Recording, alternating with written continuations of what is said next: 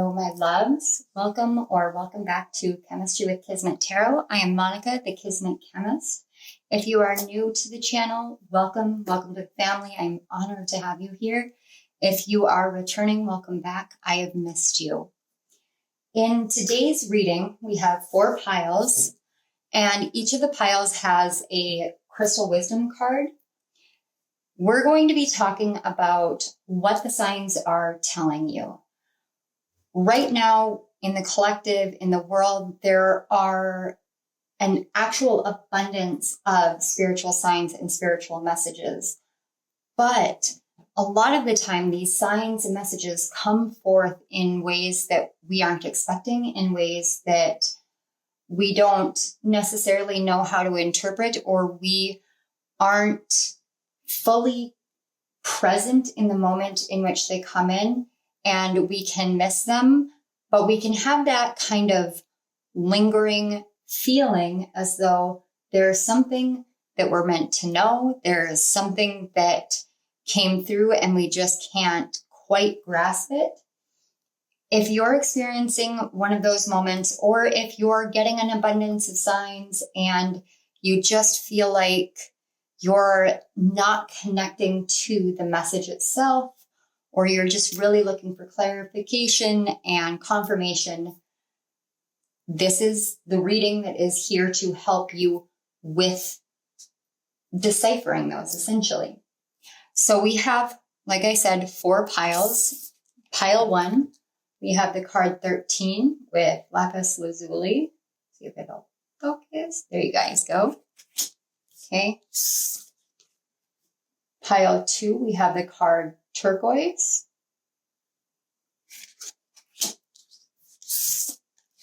Pile 3, we have the card Nirvana quartz. And pile number 4, we have the card with polychrome jasper. All right, you guys. So I am going to leave you here, tap into your intuition, trust yourself, trust the guidance that you feel coming from within, and I will see you at your piles.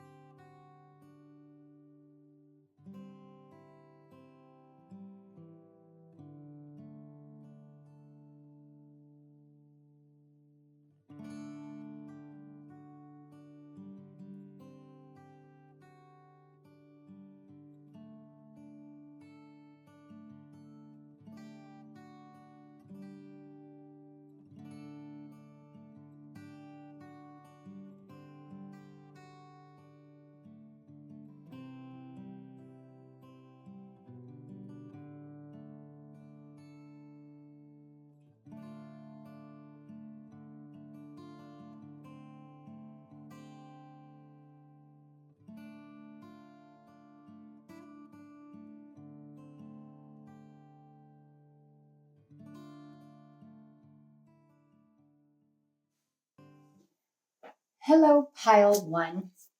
If you chose the first card, you chose the lapis lazuli card and crystal, which is also the number 13.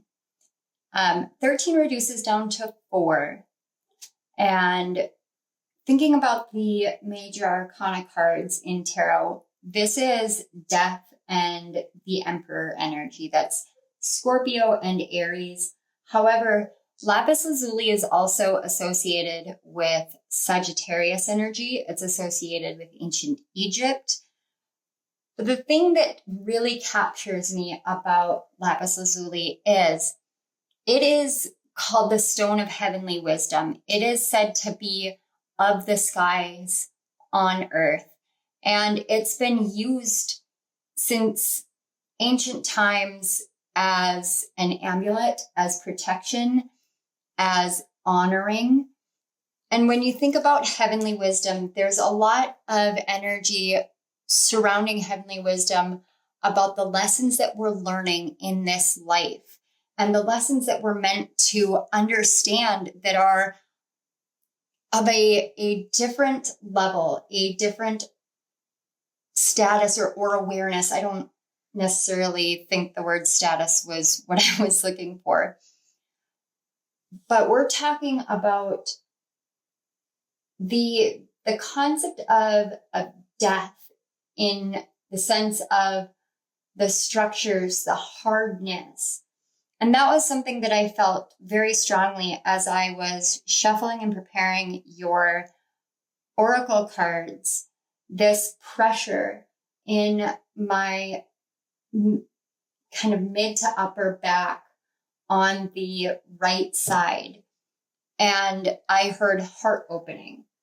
So you may be going through this phase in which your heart is opening. And sometimes when we go through a heart opening phase, it doesn't open because we have suddenly discovered such beauty or wonder, or because we find a soulmate, or, anything of the fluffy cloud variety, I want to say. Sometimes when the heart opens, it has to be cracked open. I'm seeing a geode in my mind, and geodes look very rough on the outside, and they are protecting what is contained within. And that can happen a lot. And that's the energy I get from the Emperor a lot of the times. Though he knows his status, he knows his power and his strength, he doesn't always know the softness and the beauty that he contains within. And this isn't a gender specific reading. This is more about divine masculine, divine feminine, or just the archetype of the Emperor, of the father or structure within your life. Anything that you see as, somewhere where you've had to be really firm. But in this case, it's very much about your heart and how it needed to be broken open. So with a geode, when you break it open, it's like staring into a kaleidoscope of wonder, because there's crystals in it, and it doesn't matter whether they're clear or gray or purple or blue or whatever it is that is opened up. As soon as light hits those, you see the prism of colors just reflecting off of you, the rainbow, and it's this magical understanding that within something so hard and so ordinary, there was something so profound. So you may have gone through something recently that has tested your faith in yourself, that has tested your ability to embrace who you are, to trust who you are. This ability to know that you are meant to be more than just one thing, one person, that you're meant to be multifaceted, that you're meant to do different things in your life and embrace different things in your life, and that you're meant to take aim and let loose the arrow, knowing that it's going to strike the target that you're hitting, because you are meant to be that. With the Sagittarius energy, I'm being brought to the centaur, which is the symbol of Sagittarius, and Chiron especially. And both of these resonate so much with the energy of lapis lazuli, because lapis lazuli is multiple stones mixed together in one, and each of the stones that are a part of this one stone have a blending kind of energy. It's got pyrite, sodalite, calcite, and lapis in it, and all of those stones have different properties. For instance, sodalite is blending of the intuition and the logic, and calcite is a cleanser or a cleaner that is quite literally used in the physical world, in cleaning agents in the physical world, but it also cleanses and clears your energy and your spiritual energy. And pyrite is called fool's gold, but it's like the mask that is worn that attracts what it embodies. So pyrite embodies gold out in the world. And because it embodies it so fully that any wearer of it is automatically embodying that energy and open to receiving abundance and wealth and prosperity. Lapis is the energy of earth and heaven. It's the energy of the cosmos and the grounded physical world that we live in. And then you take all four of these crystals and you blend them together into one. And it blends the higher realms and the underworld and life and death and rebirth and reincarnation and the lessons and the wisdom that we gain on a soul level along this journey. One of the biggest things is that lapis lazuli is so honored, but it is such a unique stone. But it's a unique stone because it is willing to accept the gifts and the blessings from the other stones to help make it what it is. It understands that there are many parts to creating what it is. And this is really what the signs all around you have been trying to help you see and understand, that it is okay to accept all the different parts of who you are, because all the different parts of who you are meant to be, because you're here and you chose this path to know that you are meant to be very, very wise in this life. You are meant to have wisdom that others just don't tap into. And that's okay. It's a safe thing. And you're meant to embody this way of being and shine it into the world, because you're a changer, a shifter is what I'm hearing. It's kind of like a catalyst, but it's more like you just shuffle things around simply by sharing who you are with the world. You help people understand how to accept themselves, how to feel more intensely and know that that sensitivity and that loving, nurturing energy and the gifts that they have are blessings and not curses. And that's a beautiful thing. So let's get into your oracle messages. Each of these oracles are literally just kind of bits and pieces that might help you understand what some of the signs have been out in the world. So we're just kind of, I was told to fly blind through this reading, and I understand why, but we're going to see what these cards bring up essentially. And we'll go from there. So we're going to start with this one. This is the Soul Journey card. So we have success. I know that there is no greater goal than to love.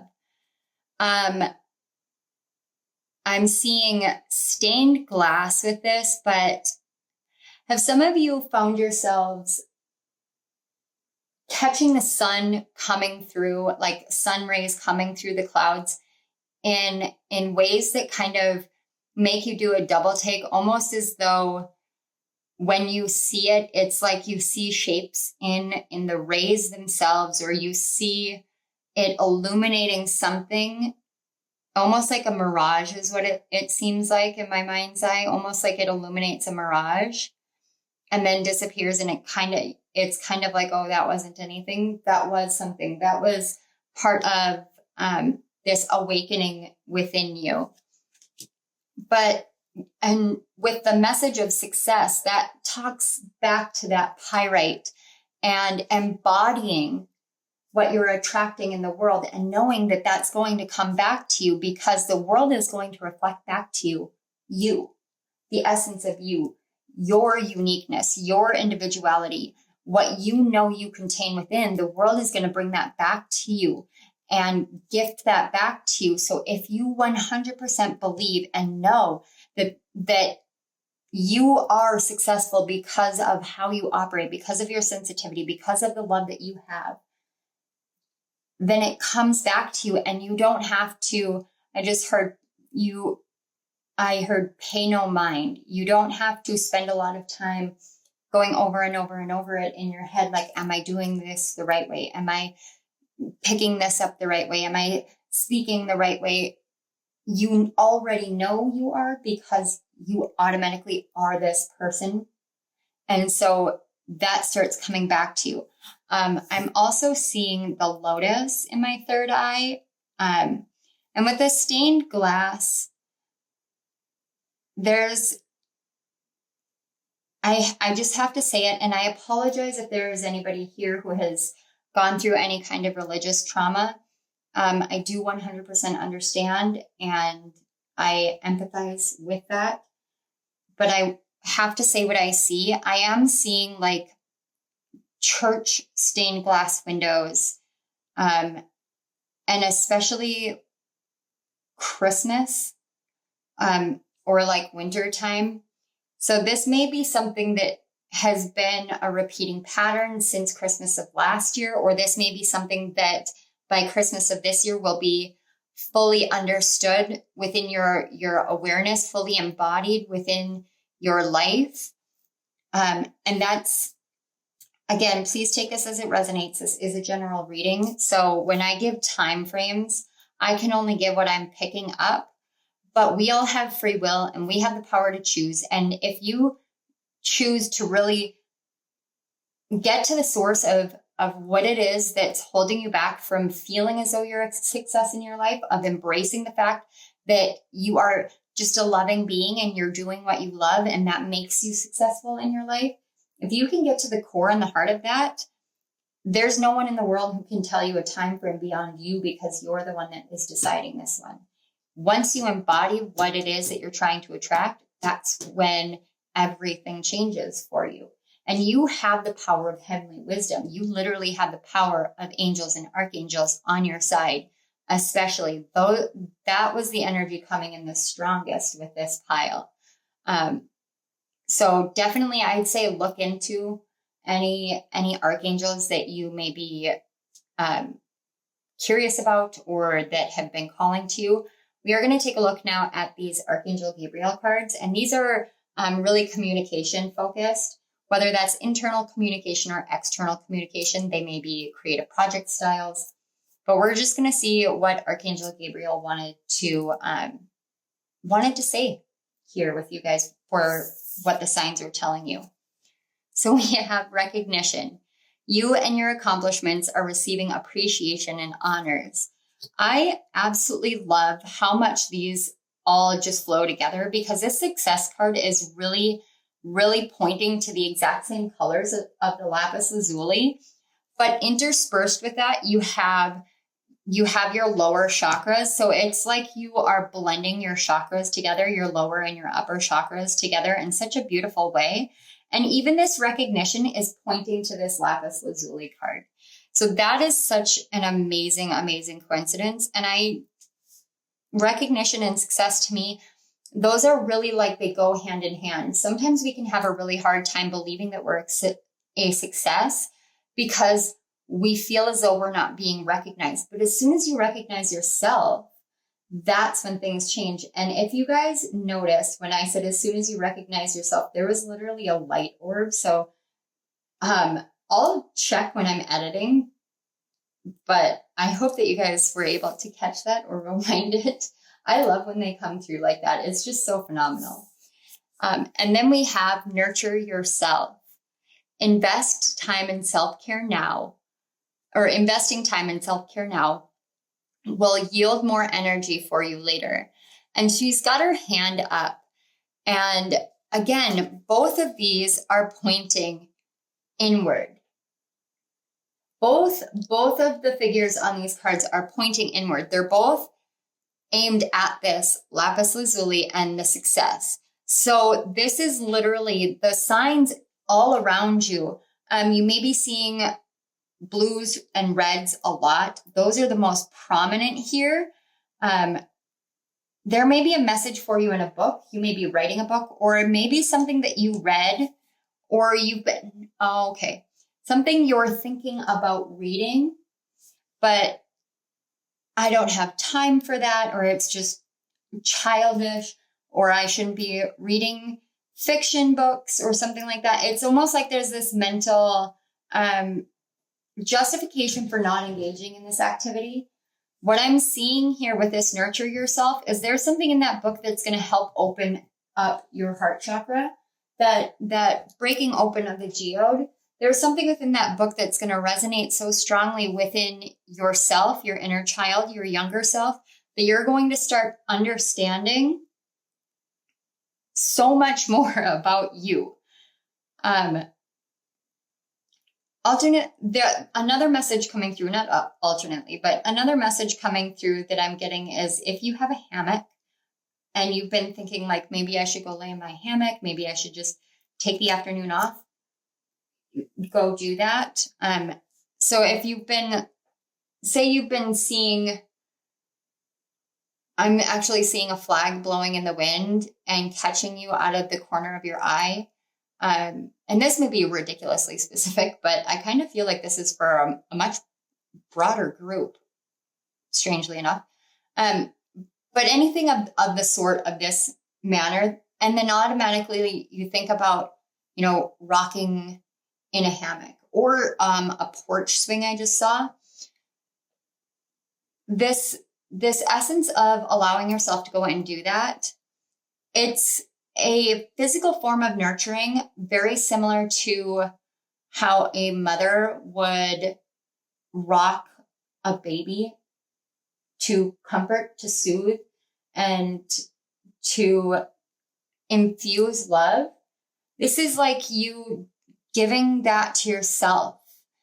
Even if you have a good relationship with your mother, it's like you teaching yourself that it's safe for you to love you in the same way that a mother would love their child, because you are a child of the divine creator, of source, God, the universe. However you view your higher power, you are a child that is loved and nurtured, and it is okay and safe for you to nurture yourself. And the more that you do that, the more that you recognize yourself, nurture yourself, and embody this true essence of who you are, the more you really do just infuse everything you do in that. And I'm just seeing it's like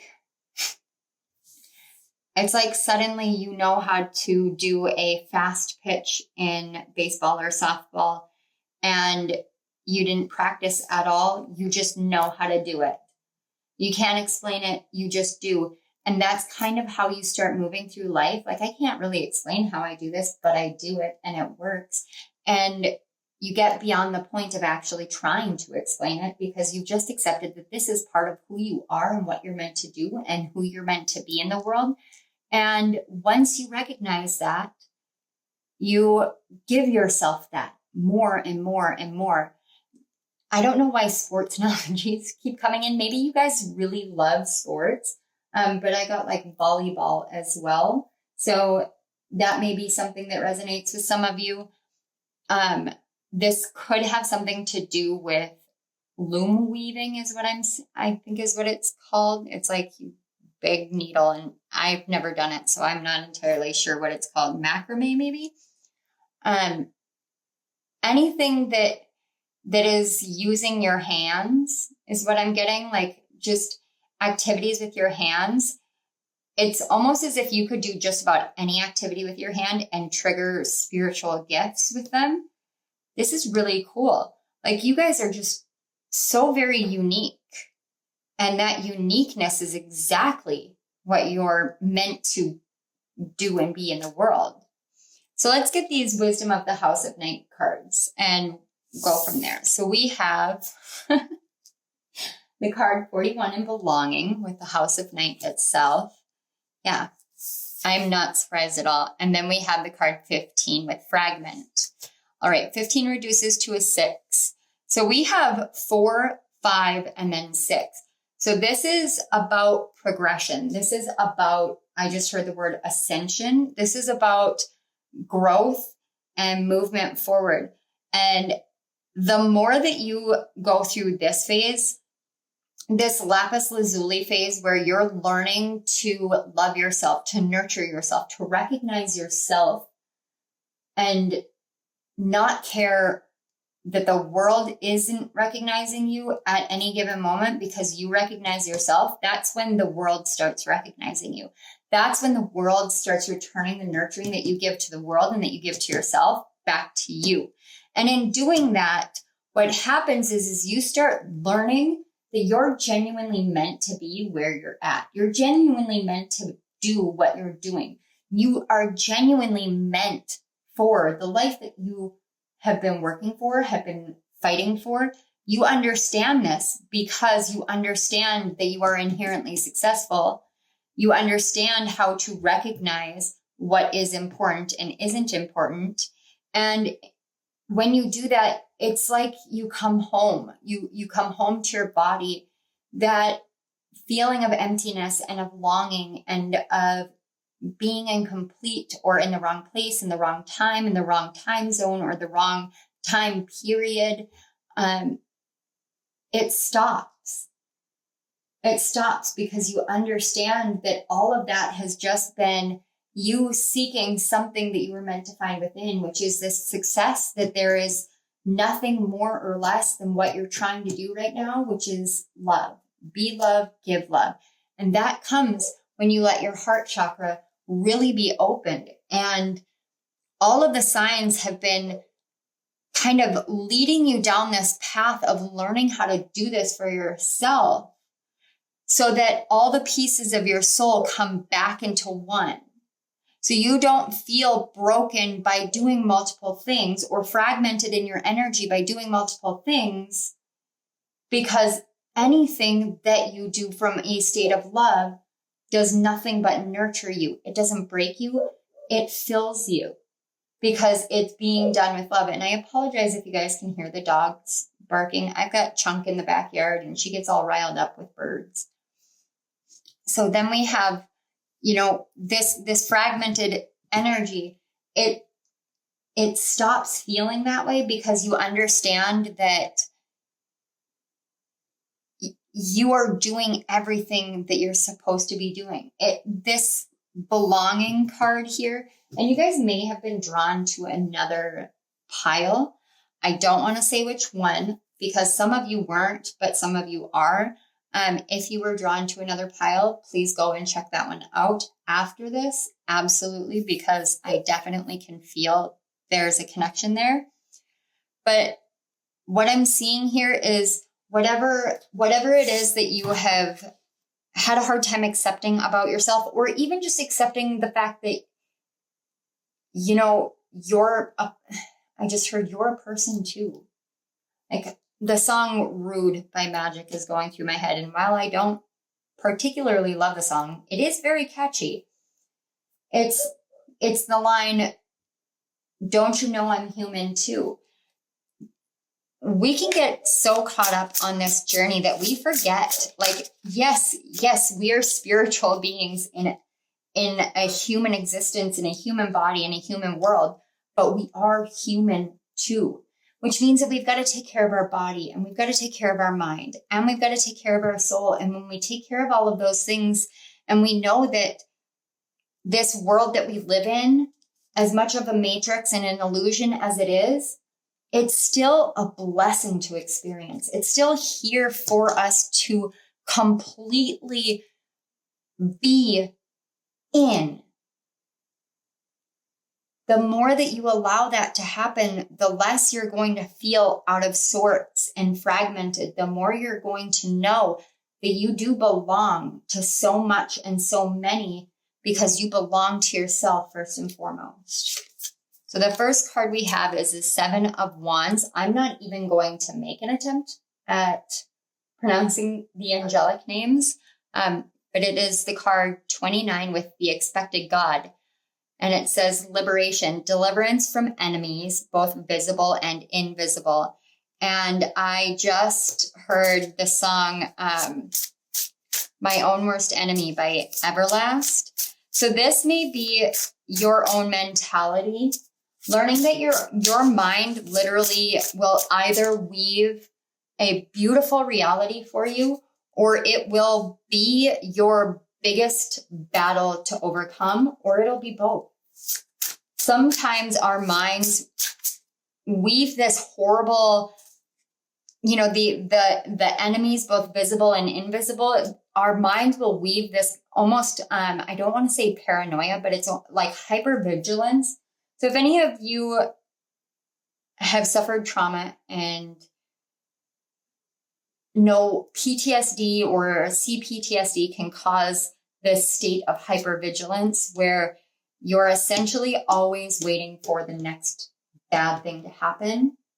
And then you can come into the spiritual community and hear a lot of people telling you, like, you have to stop waiting for this thing to happen, or you've got to go with a positive mindset. And you think that you have a negative mindset because you're in a hypervigilant state. And of course, I'm not a licensed therapist here, but I have studied a lot of psychology, and I am a survivor of long-term trauma, which caused CPTSD, as well as a short-term trauma that caused PTSD in my life. So I have experienced all ends of the spectrum on this one. It's not a negative mindset. If I can think of every wrong way or every negative way this can happen, if I can think of any and every person who might harm me, who might betray me, who might hurt me, then I can be prepared, then I won't be hurt. But right now, what you're learning is to expect the opposite. It's expecting love from anyone and everyone, because that's what you are, that's what you're meant for, and that's what you give. So that's what you are going to receive back. And really, it's the Seven of Wands card to me is always about elevating yourself up higher and knowing what it is that you're battling. Are you battling to build something, or are you battling against something that you've already built internally? Shadow work is really great for this. Okay, no. All right. Spirit, can you tell me anything else for what the signs are telling for my pile one? Spirit, what are the signs telling my pile ones? I can feel there's a card in here, but there's an almost hesitance to that. And I think that comes from you, the mind area here. If your mind is telling you, that there is someone moving against you, ask your mind, ask your shadow self, or that part of you that is thinking these things, ask that part of you why. If you can't get an answer why, then it's kind of like self-trickery, and then you'll know. However, if it's not necessarily this constant mindset, but you just can feel something inky in your energy field, or with something, just something feels off, ask your body, ask your intuition, ask your guides, ask Archangel Gabriel, especially because she's great with bringing messages forth and helping you understand messages and making sure that you do see what needs to be seen. Ask for an indicator of some sort, whatever feels right to you, or whatever you are open to receiving, and trust that it will come in so that you can see where this is coming from, because that is intuition. So not all of you are like self-defeating. Some of you are. Some of you may be on both sides of it. But I'm also seeing that there really is no need for you to feel as though you're being attacked or watched or anything like that, because I just heard the only watching that's being done is your protectors or your guardians. So that's beautiful.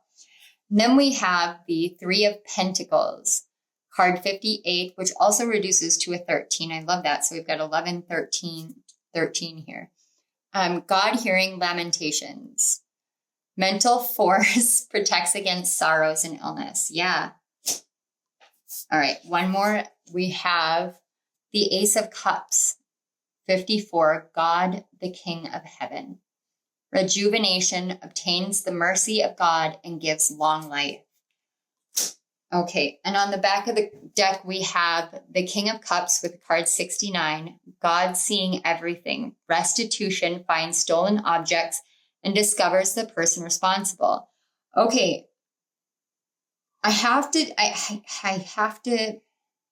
say this. For some of you, there is somebody that has betrayed you, and recently, and you know it.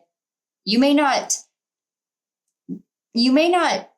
have like tangible proof of this, or you know, something in the physical world, or you may have something, but it's kind of distorted. I just heard the word occluded. It's occluded, like it's being hidden, and not by the spiritual realm. It's being hidden by a person.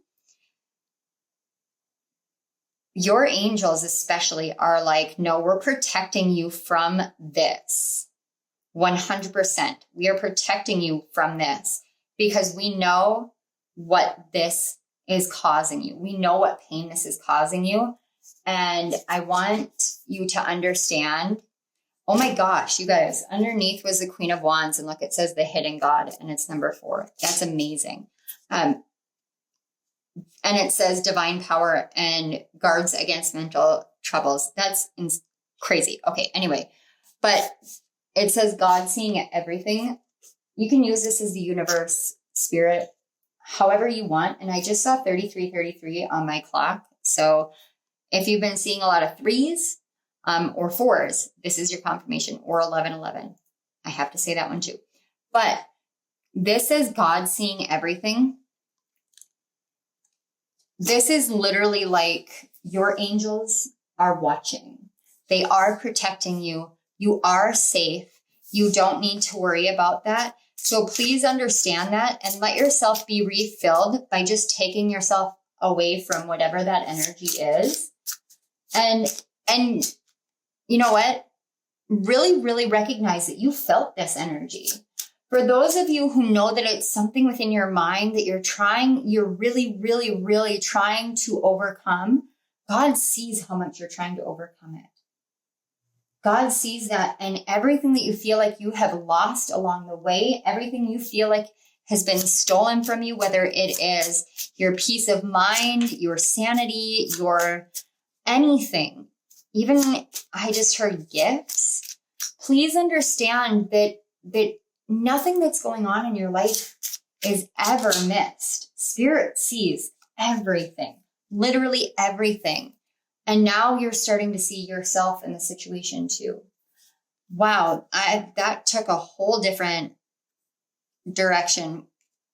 We have the Queen of Pentacles. Yeah, this is about something in your physical world. She's got like a bundle of wheat. Red roses, lavender maybe bluebells. Oh my God. And then we've got the King of Pentacles. Holy crap.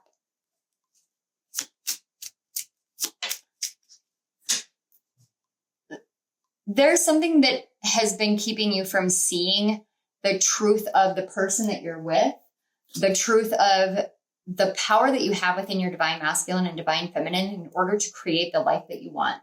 So much of this is both spiritual and physical, that there was a huge breakage. And especially with this fragment card, there was this huge breakage with your faith in your ability to create a financial like foundation. Yeah, financial foundation.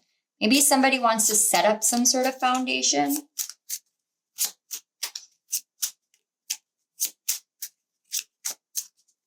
I'm just seeing somebody like there's dual energy within this pile where some of you, you're literally dealing with somebody in the outside world and spirit's coming forth and being like, we see it.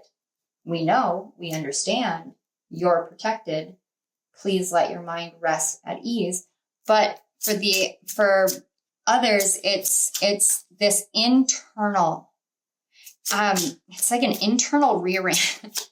That would be why. An internal rearrangement. I was seeing furniture, and that's actually something that I do. That might be helpful for some of you. That's something that I learned as a kid with high anxiety, was to somehow, I just always knew when I couldn't sit still or when I didn't feel calm, even though I have ADHD and anxiety, it was like as soon as I would move furniture around and rearrange the room I was in when I was a kid, I would feel better. And I've been doing that my whole life. And now I understand that I was reading energy as a child and shifting energy to clear it, to bring in fresh energy. But for a lot of my life, I didn't understand it. I just knew I needed to do it. Now it's become second nature for me to do that a lot. And I will redecorate or I will renovate areas of my house when I feel like cleaning it and clearing it in the ways that I clean and clear and cleanse aren't doing it. It needs like a total makeover. And that's what I'll do. If you can't afford that, or that's not something that you can do because you're in like a rental or anything like that, just shifting the furniture around to something different, trust your instincts on it and watch what happens.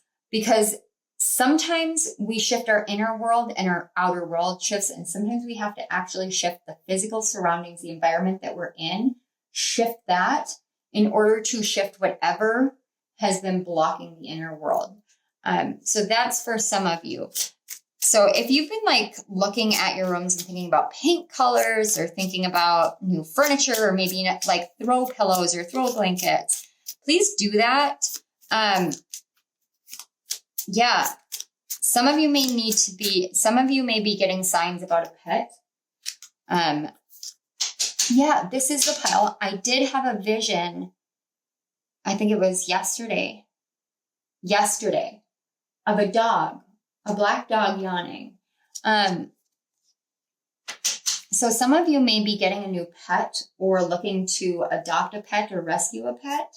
Spirit is saying, we've been giving you all the signs that this is a go. Everything will work out. Don't worry about it. We got it handled. Some of you are coming into a divine counterpart because you've learned how to love and love yourself and nurture yourself. There's so many things all of a sudden coming through once the Queen and King of Pentacles came up here. Some of you are just literally truly understanding the nature of your own divine masculine and divine feminine energies. And that's amazing too. And yeah, we've got the Four of Pentacles.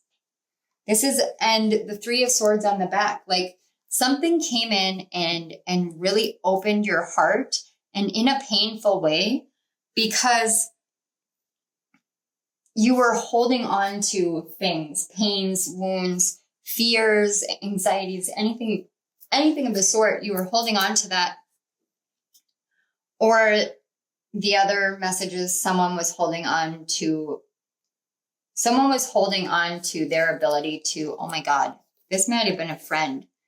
Like we've got the Three of Swords and the Three of Cups on the back of the deck with the Four of Pentacles. So this may have been like a betrayal from a friend that literally made you feel as though you had to really, really, really protect any sense of safety and security because they took it from you. I don't know how this played out, but it looks like it played out in a financial and spiritual aspect. All right, we're going to stop doing that.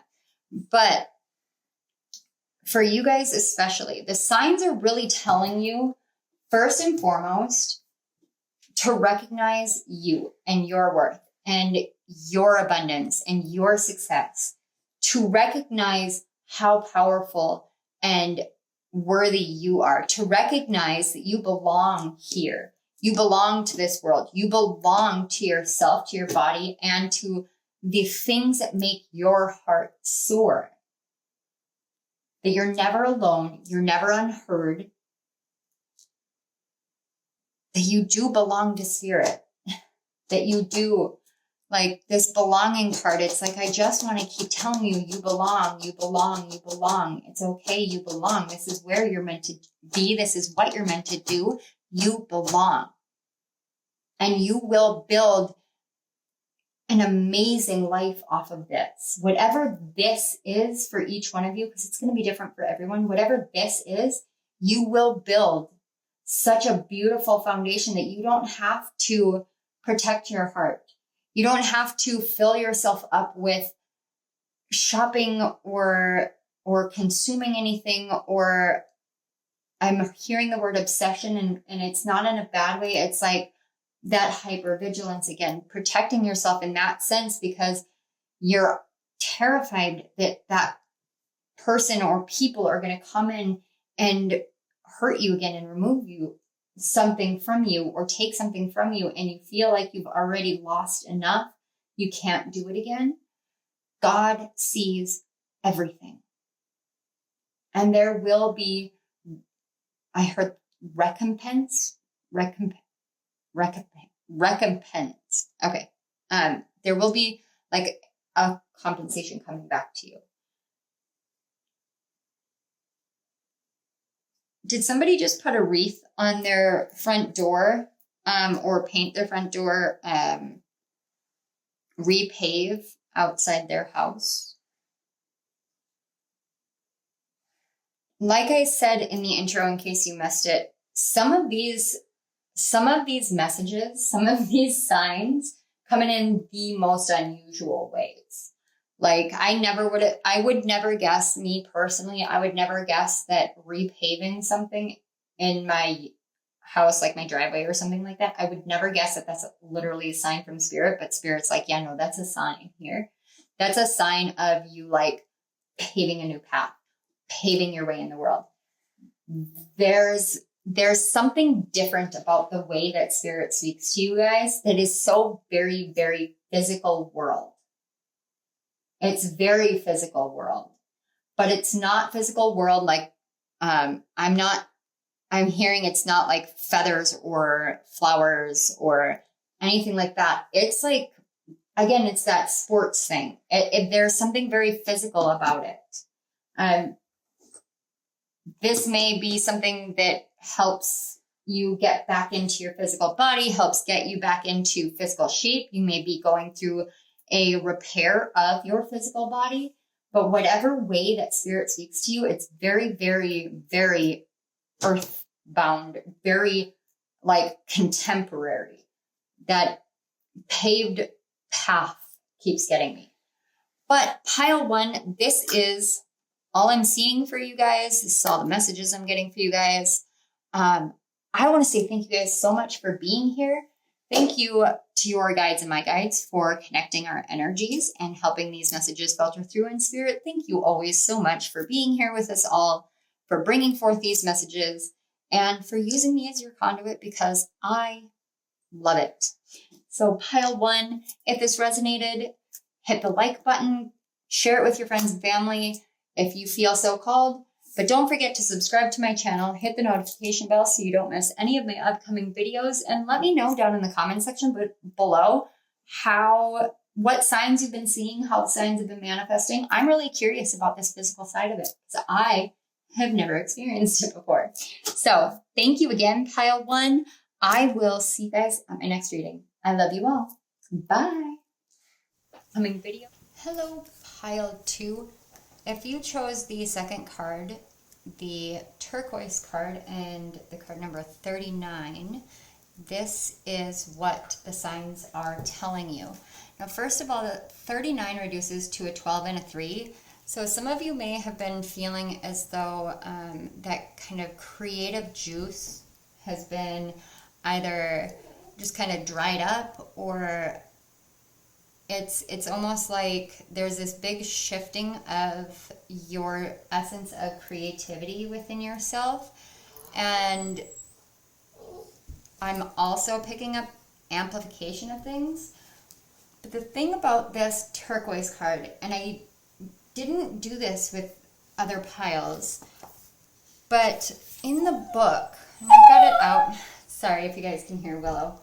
In the book, it says, release vows that no longer serve you and speak what used to be unspeakable.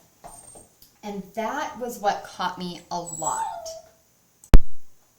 Okay, I apologize for Willow. She got a little worked up once my daughter Eliza left the house. But what I was saying about turquoise, what the book says is release any like unnecessary vows or any vows that just don't match you and your path anymore, and speak what used to be unspeakable. So turquoise actually correlates to both the heart chakra and the throat chakra, and sometimes it can even be considered correlative or related to the third eye chakra. But it's a copper-based stone, and copper is an amplification energy. And it also is like, when I look at this stone, I look at all of the little links, and it reminds me of like a spider web. But it also makes me think of the way that we're all connected. And we can get too caught up in being connected that we lose sight of ourselves and our own worth and our own power and our own actual like reflection of who we are, because we are caught up in the connections that we have or trying to forge connections. The turquoise stone is known to be a stone of love. It's known to be used in love spells, but there's an essence of learning from the karmic past and understanding that the truest nature of connection, the truest nature of prosperity, the truest nature of you comes through your own self-realization, your self-examination, and really elevating to this awareness that even though we're all interconnected, our connections should seek to elevate who we are on our own. So this is about you figuring out yourself, and then understanding that when you know yourself, you will know what connections are right for you, meant for you. There's also this element of prosperity coming in. And I need to let you guys know, because when I tap into the copper of this card, there's like a rush. I can hear coins jingling, and it's like I'm hearing gold rush kind of energy. It's not anything that you would expect or see coming,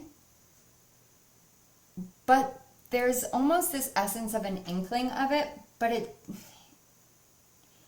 there's this kind of divide. Oh, that makes more sense, because I was getting kind of earthquake vibes from the turquoise too. So there's this divide internally that's being worked out, reconnected, navigated, amplified. This divide had you feeling as though you weren't abundant, weren't fertile, weren't able to create, weren't able to build what you wanted to build or make what you wanted to make. And because of that, you may have felt a lot of discomfort, a lot of unease or dis-ease, like just this uneasiness in your solar plexus. So like kind of like a queasy stomach, but not really feeling sick, not really knowing why it's there. Maybe just like head floating or feeling really lethargic and being like, but I want to create and not being able to do it. It's because there's something that you're not 100% seeing yet, and something internally is being reforged, reconnected, and then amplified in a huge, huge way. And now I'm caught by this reflection of the turquoise down on the bottom. And if you see, the turquoise and its reflection are not connected to each other in this image. Whereas, you know, a lot of the other ones, they are connected to each other. So that is literally like, it's like the world isn't reflecting back because the world is showing you that there's a disconnect with your creativity, the creative love and spark that you have, the love that you have for yourself, and the connections that you have in your life. And there's some sort of like distortion with it that may be being projected outward, where you're not seeing what you're feeling internally because you're so caught up in the outer, and spirit has you like put on pause. I'm getting major hangman vibes from this, which is Neptune, and Neptune wants us to see all sides of it. Like Neptune wants us to see the past and the future in order to understand the present moment. And if you're not allowing whatever is to come in, that creates a disjoint, is what I'm hearing, like a skip, or a cabinet that, like, when you latch it, the latch doesn't quite match up, so you have to either lift the door or push the door down, or you just can't properly latch it, and you have to accept that it won't be that way. Spirit's saying you don't have to accept that. It's about putting the cabinet door back on in alignment. And in order to do that, you have to disconnect the cabinet door and then reconnect it in the proper alignment. What you're in the middle of is being reconnected now to the proper alignment. And that alignment is love, prosperity, power. And I don't mean power like lording power over other people. I mean like understanding the power of what you speak, understanding the power of what you create, understanding the power of connecting to the self and self-realization and karmic situations, and teaching others, showing others in whatever way calls to you. You may not actually like the word teacher, is what I heard, was like no on the teacher thing. So this is just you sharing.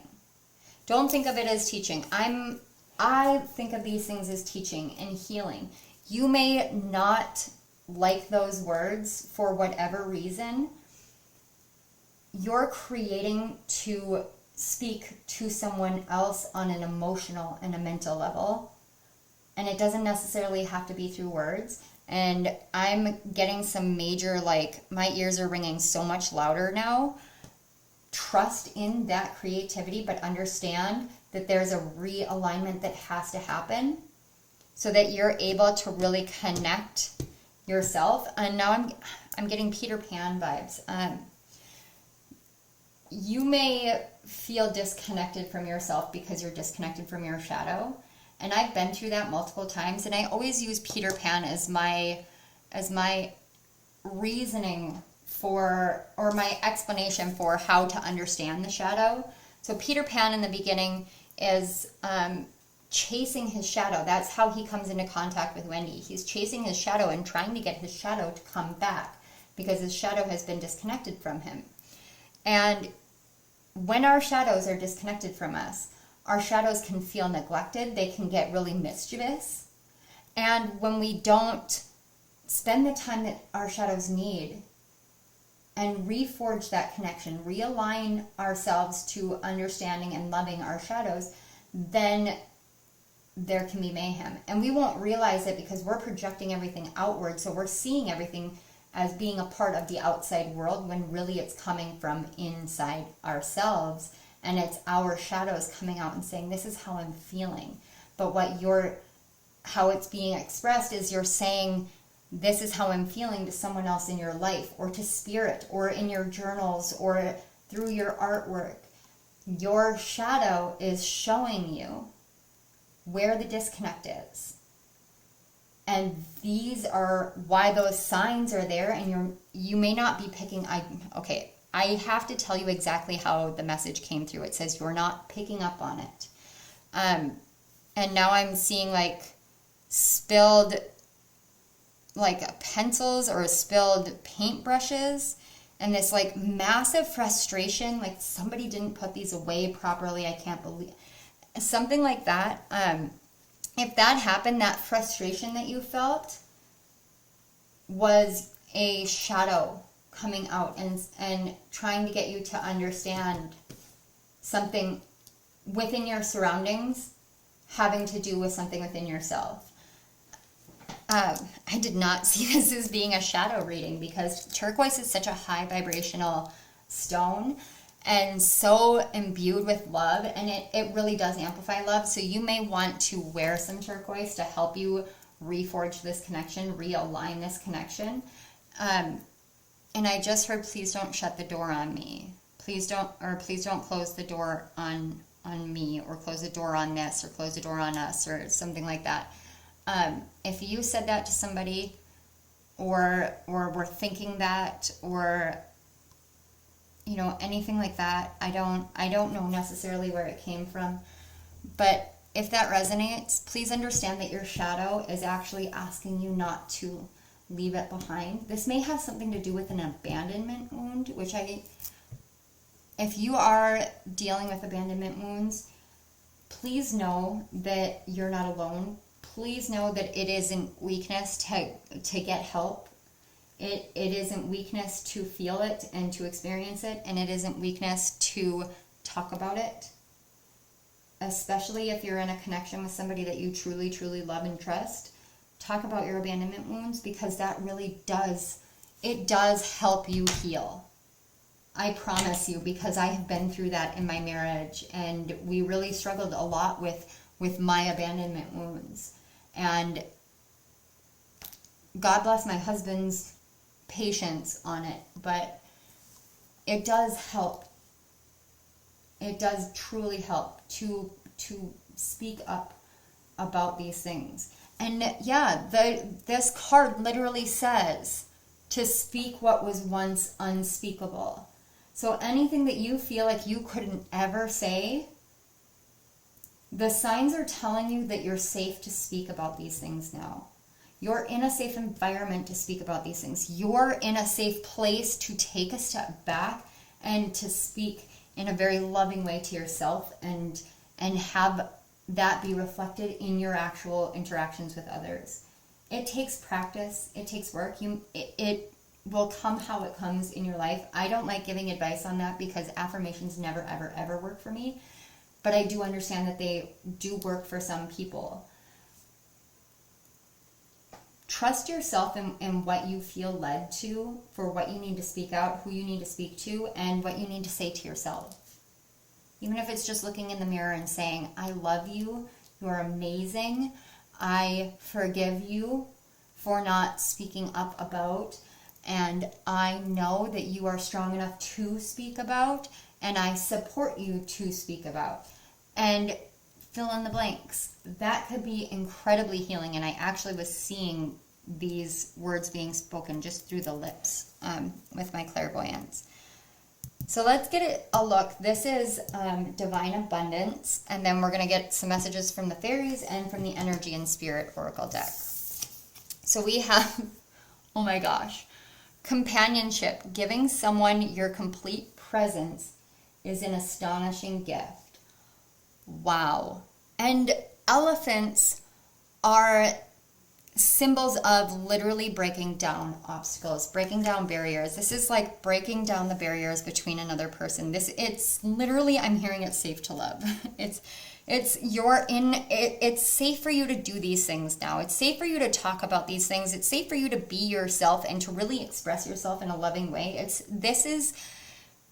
time to speak the unspeakable. And it's time to understand that anything that has been said in the past between you and another person, or you and spirit, or you and anything else that was spoken out in a state of trauma bonding, pain, discord, illusions, those aren't soul-binding vows. Those are lessons, like life lessons of, I see how I allowed this to happen because of how this felt. And when you do that, then you understand that you are meant to have connections, and those are being really deeply healed, the ones that you have. But any obstacles to communication are being just obliterated for you. And you're doing a lot of it, but it's literally coming in to say, like, love is here. We've got nature's signs. Be receptive to the subtle messages from nature as you go about your day. Nature talks to us continually. We need only open our hearts and minds. I'm going to pull one more, but there's a lot of blue here, which again is that throat chakra. There is really something that you're here to talk about. It's really like, it's overpowering at this point. There's like this part of you that's like, I have a voice. I am ready to speak. I am ready to be heard. And all the signs are saying, yes, you are. Yes, it's time for that. There's this realignment, this reconnection happening. Yes. Okay, and then we have, oh my gosh, transformation. And look, it literally matches this companionship card. Like, your relationships are going through such a deep transformation. This fairy tells you to surrender to a transformation in your life that's happening for your highest good, and embrace your transformation. The best is yet to come. So that frustration that you may be feeling about not being able to create and not being able to flow the way that you want, that feeling like you're trapped and stuck and like you can't really put things together the right way or the way that you want, it just doesn't feel right. Whether this is connections, whether this is creativity, it's kind of all over the board on it. I almost feel like this is just like a widespread like wipeout section of your life where everything is being transformed. The diligence that you've stuck to with healing yourself, self-realization, coming forward, speaking your truth, really clearing yourself out, everything's being amplified now. Have you gone out in nature recently and noticed that everything seems brighter colored, or the wind seems to sound significantly different, and like you didn't hear certain things before, but now you're noticing everything? That's literally like you're being healed by the earth right now. With or without grounding, like all of nature is here to like help you heal. Alternately, are you seeing grasshoppers, crickets, ladybugs, dragonflies? Obviously, butterflies are really prominent here. If you're seeing any of those are massive signs of prosperity and abundance and wealth coming in. So, like I said, I could hear change coming in. That's what that is. Oh, I could also hear change coming in. Oh, that's funny. That's seeing things in two different ways. I did say I picked up Neptunian energy, and I always associate Neptune with Janus because that was actually one of the proposed names for Neptune, and I talk about that in my retrograde guidebook. But Janus is the god of doorways or gateways, but Janus is the two-faced god, so he sees the past and the present. He doesn't have a face in the future because he sees both, which means that he knows exactly what the present moment is because he knows what came before and he knows what's going to come after, so he knows what's going to happen here. And this is being like right here, right now. I understand that I have to look at these things in order to be here now.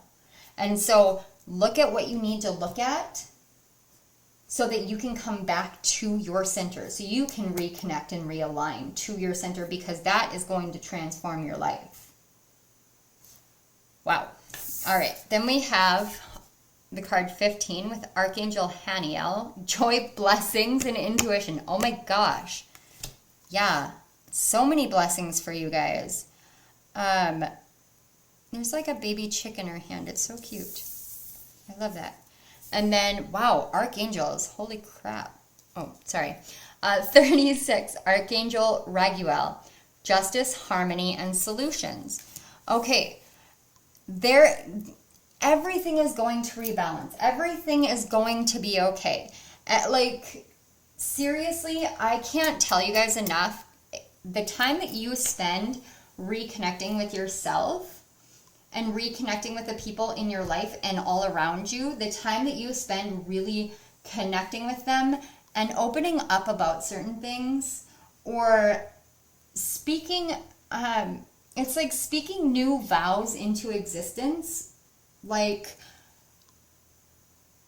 some of you may be doing like a vow renewal if you're married. If not, don't worry. But I'm getting this kind of like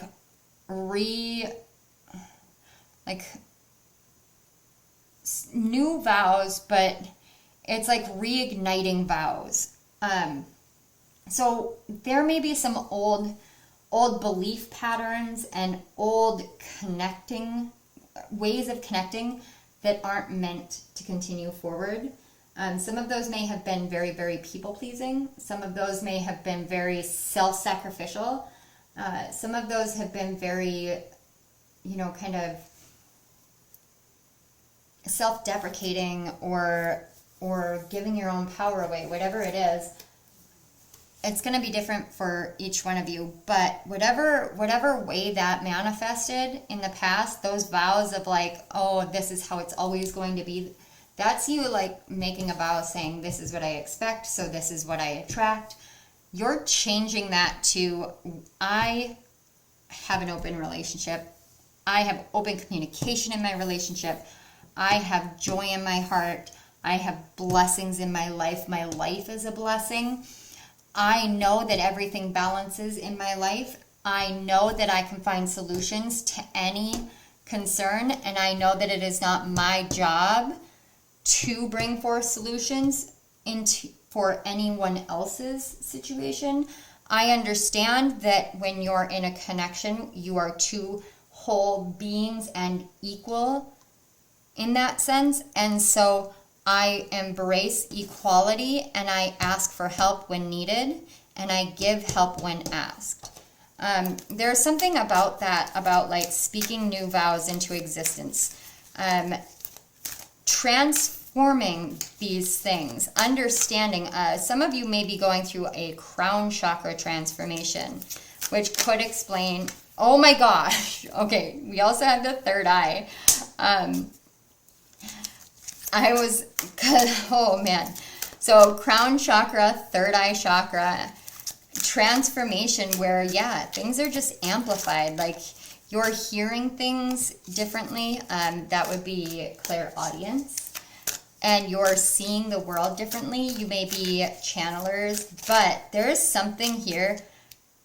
You're also learning how to connect to deities, nature, archangels. But when I look at these elephants, normally when I look at two elephants, I think of like a mother and daughter, but that's because I actually have like a little knickknack that I got from my daughter for my first ever Mother's Day.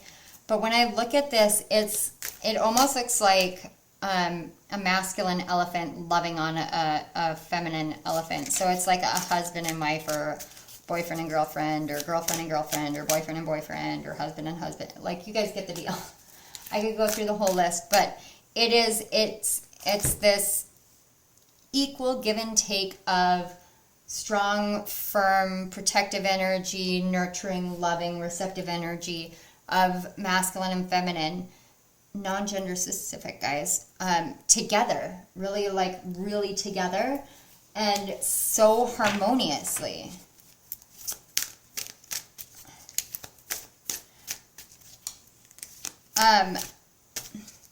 I was hearing the song Can't Stop Me Now. Can't stop me now, having a good time. I can't remember what that's from, but that was playing in my head as I was getting ready for your pile, and then it just came back in. So it's kind of like it's time for you to have some fun. And now I'm being drawn back to Archangel Haniel. Oh my gosh, and look, 6 and 6. 36 reduces to a 9, so.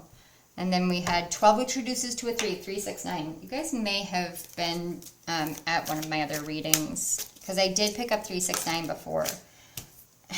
Guys, look. Card 1, Love Abounds. There's something underneath it. 3 with Reach Out. Yeah.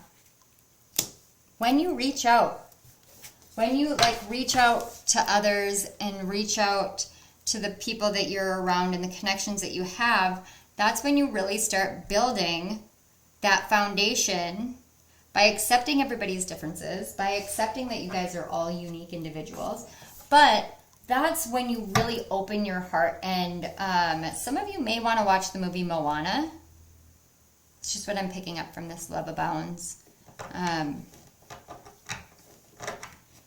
Or Hercules. Some of you may be called to watch Hercules or recently did. But what I'm seeing throughout your spread, when I talked about realignment, it's almost as if all of your chakras are realigning too. And now I get that with the justice and harmony and solutions and a rebalancing. Sometimes you need to have those chakras realigned and rebalanced. And sometimes it happens just on its own. Like Spirit's like, I need this done. So we're going to put you on pause. And you're going to sense it. You're going to feel it. It's going to happen all around you. And all of the signs are telling you this is being rebalanced. This is being realigned. This is awakening. Crown and third eye chakra. Ooh, and solar plexus chakra. And another 3.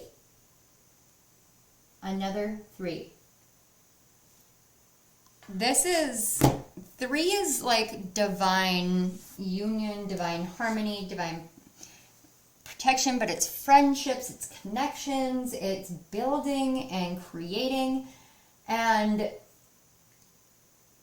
wow, you guys, like the signs are literally telling you that as uncomfortable as it may feel to feel like you aren't able to move where you want to move, that there's something way bigger at play than you realize. And it has something to do with your connections, and especially for those of you in like a loving, committed relationship, this has to do with your partner. And I wouldn't say that, but I'm picking it up so strongly that you're on hold somewhere in life, and it has something to do with your partner and an up-leveling. And you knew it. I just heard I knew it. Like, oh, I knew it. I called it. I was right. Yes, you were. There's like solar plexus awakening, heart chakra awakening, third eye awakening, crown. Yeah.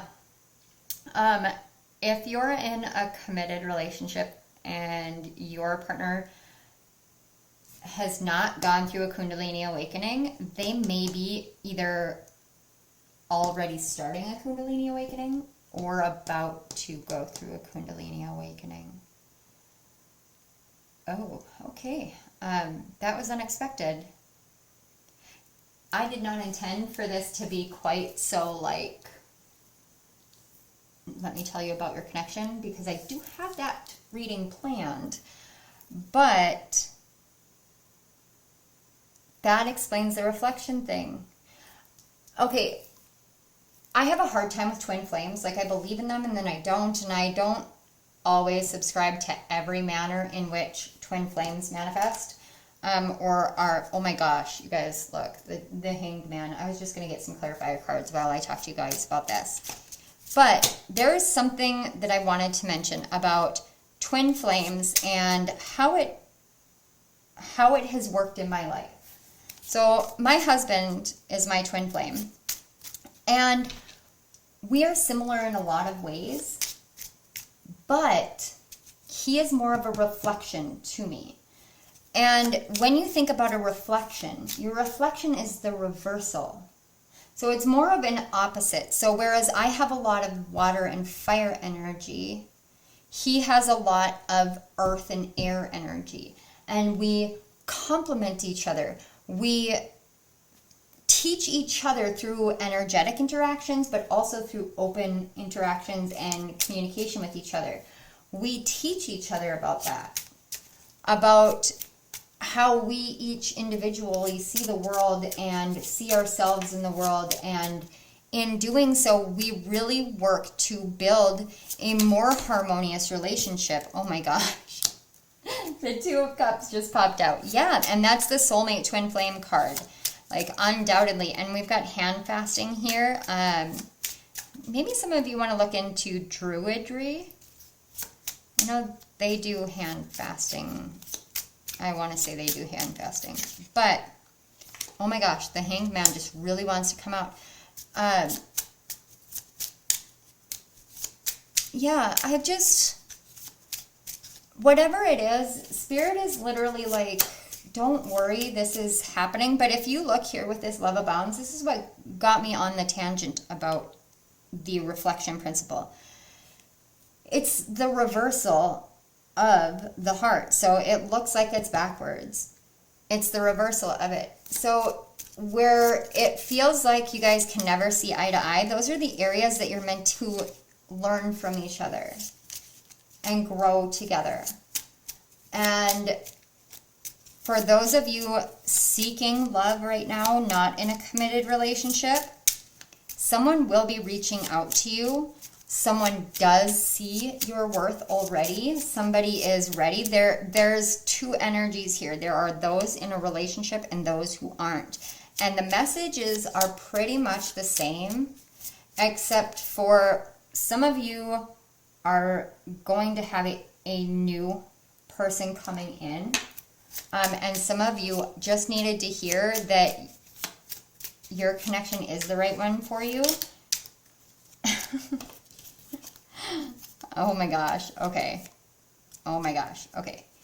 King of Swords, Knight of Wands, and the Lovers. And on the back of the deck, we have the Six of Cups.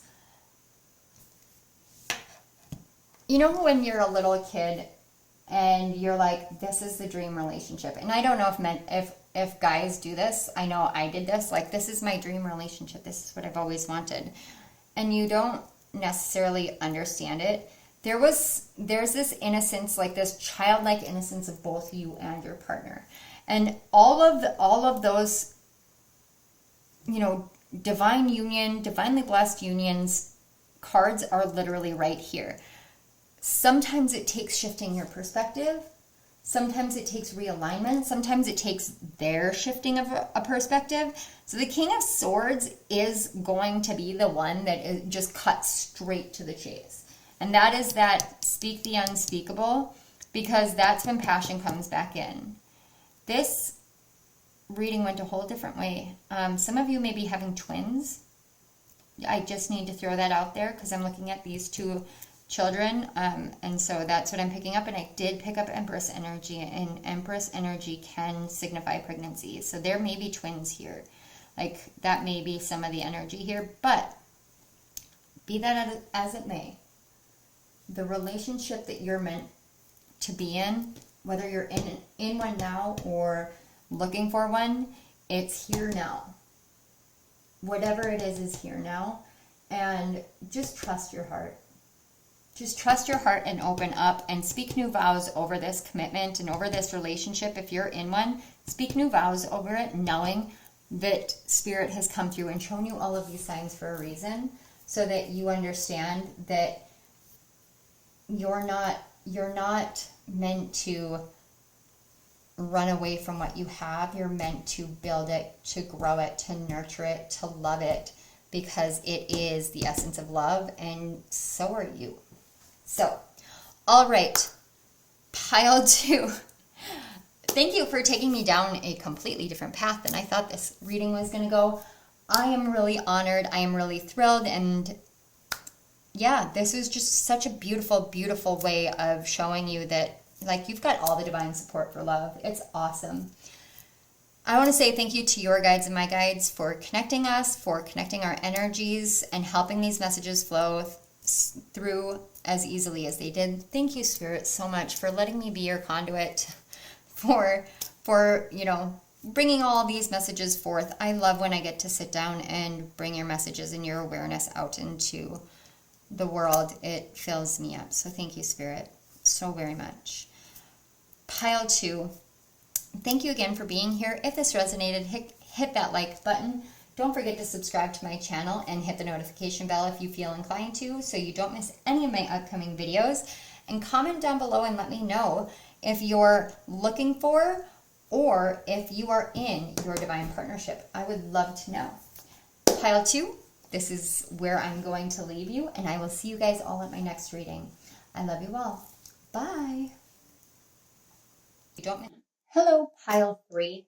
If you chose the third card in crystal, you chose the Nirvana Quartz, which is card number 29, and that reduces 2 and 11.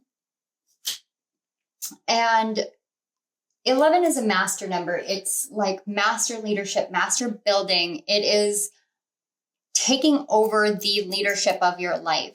Now, the Nirvana Quartz is known as the Stone of Enlightenment, but this talks about karma and stepping off of karma's wheel, or essentially knowing the nature of karma, having healed your karma, and being out of the karmic trenches, so to speak.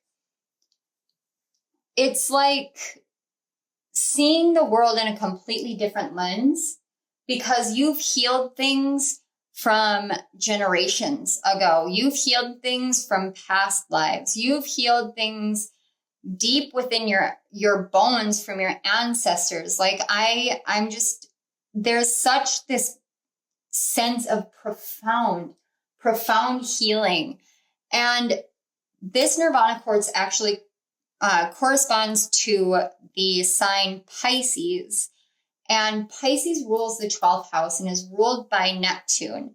And Neptune sees the past and the future and is able to create what dreams and wonderings and mystical experiences that it wants to create, understanding that we're all spiritual beings. But the essence of Pisces and the 12th house is that is the culmination of all the houses and all the signs that came before it. So this is wherever Pisces falls in your chart. You may have Pisces in the 11th house, in the 2nd house, or in the 9th house.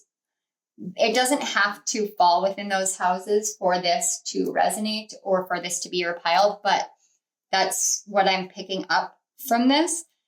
Wherever Pisces falls in your chart, in your natal chart, that is where you have the culmination of all the lessons that you have learned and are learning through this life and all your prior lives, and through ancestral and through generational patterns.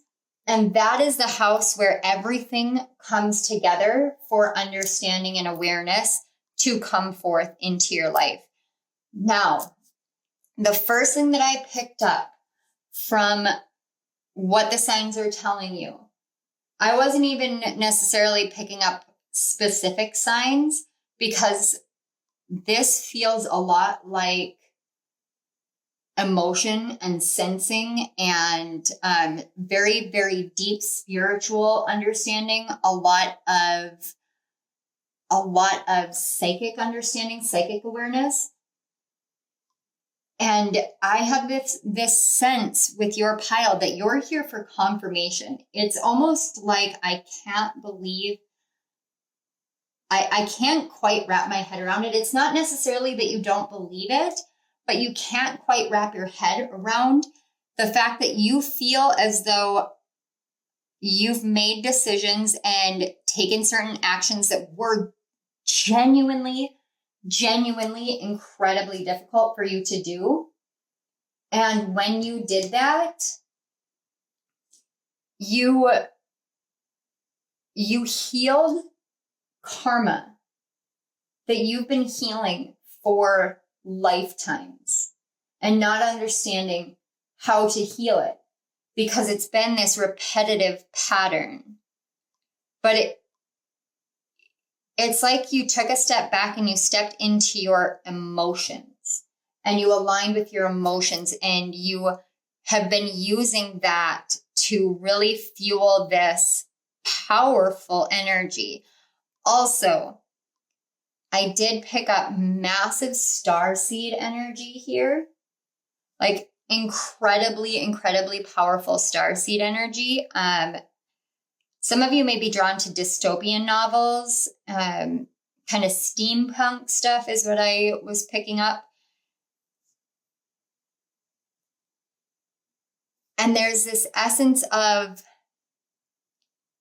you're not chasing your tail any longer. You're understanding that you are a reflection of the world and the world is a reflection of you. How you feel is being reflected into the world, but the world is also reflecting how it feels to you so that you can understand what is yours and what is not yours. You can understand how this is meant to help you and this higher level of awareness.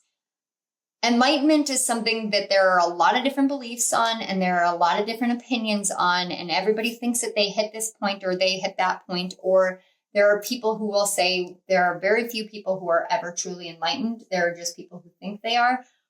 But enlightenment is based off of your awareness and your understanding. Nobody gets to tell you whether you are enlightened. You know whether you are or not based off of you. So we're going to take a look at your oracle cards before we get into your tarot cards. We've got the Moonology manifestation cards, the spell casting oracle deck, and then we have a message from your soul. And I have to tell you, you guys have some incredibly high vibrational energy, but whatever you've been doing, it's almost like it's a grounding energy that it contains the whole of everything within it. And I don't necessarily know how to explain it any differently than that, but it's like I'm seeing like all these stars and galaxies and universes, and they're all contained within your energy field. And I could see where it would feel so unbounded and kind of out of this world and hard to be here. But it's like you've discovered that the expansiveness of your inner world is what truly, truly helps expand your outer world and vice versa. And you're starting to understand the nature of, the universe is contained within you. And therefore you structure the universe how you want to structure the universe and how it's meant to be structured within your own energy. And when you do that, it gets reflected out. You guys must have gone on like an absolutely like deep, intense inner journey, like hermit style inner journey. When I'm looking at the Nirvana quartz and the 29, all of a sudden I got High Priestess and Hermit energy, and that would be the moon and Virgo. So you may have your moon in Virgo or your moon opposing Virgo, so in moon in Pisces. So that Pisces energy with you guys is so prominent here. It is so strong and prominent here. And it's not necessarily that you have a lot of Pisces in your chart. You may have a lot of 12th house placements. Neptune may be very strong in your chart. Neptune may be in your 10th house or 4th house and ruling your 12th house. That's very specific, but I'm just seeing lines being drawn. And that too, you're literally learning to connect dots in ways that people would think shouldn't be connected, but you can see how it connects and you can see how to bring that forth into the world. This is some sort of gift that has awoken within you because it's like a blessing from healing karma. And I have to tell you, like, I can feel such massive cosmic energy with you guys, but I can also feel a lot of ancestral energy. And forgive me for getting so emotional, but I feel like you guys had some like ancestral souls that got trapped. And you have freed them through your actions, through the things that you've done, through the things that you've realized and understood and healed. You have trapped, or you have released what was trapped. And I can feel such deep gratitude for you for doing that. Wow. Okay, let's take a look at your Moonology cards first. So we have the full moon in Leo. Go wild. Wow. Is it time to have some fun, you guys? Oh my gosh. Full moon in Pisces. Forgive. Holy buckets. Pisces energy, you guys. Pisces energy. And then I'm going to take a look at all of them and then we're going to go from there. We have clarity. You know, I'm looking at this and I know these are trees in the background, but it almost looks like sticky tendrils and this beautiful crystal ball. And you can see here how it's been freed from the tendrils. And that is literally like your ancestors are bringing this to you. Like you are free. Wow. And then we have good luck. I love this cat. You may be drawn to acorns, oak trees. You may have a black or gray cat. Or Siamese cat, I'm actually picking up. And I'm seeing ladybugs as well. You may be seeing those. Have you been beta testing something, or are you a beta reader for something, or an author looking for beta readers? If that's the case, go wild, go do that. Good luck is on your side. You have everything that you need. All right, and then let's take a look. And then we have the card 26 with Vesica Pisces, I think or Pisces. So this Vesica, it almost looks like Pisces to me. What that talks about is kind of splitting yourself. And not in a bad way, like not in a way of like, I'm going to, split personality or anything like that. This is like, you understood that you needed to do an inner journey and you split yourself to understand the nature of the inner and outer reflection. And I'm seeing so many suns like coming through here and here. And it's almost like, and even here, you've got this dual sun. So it's this understanding that what you shine into the world with comes directly from inside of you. It comes from your heart. It comes from your knowing, from your understanding, but it comes from the wholeness of who you are, and you are whole in and of yourself.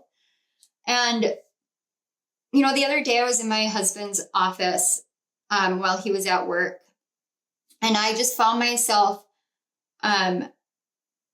crying because I'm going through, emotions, but I found myself drawing interlocking circles.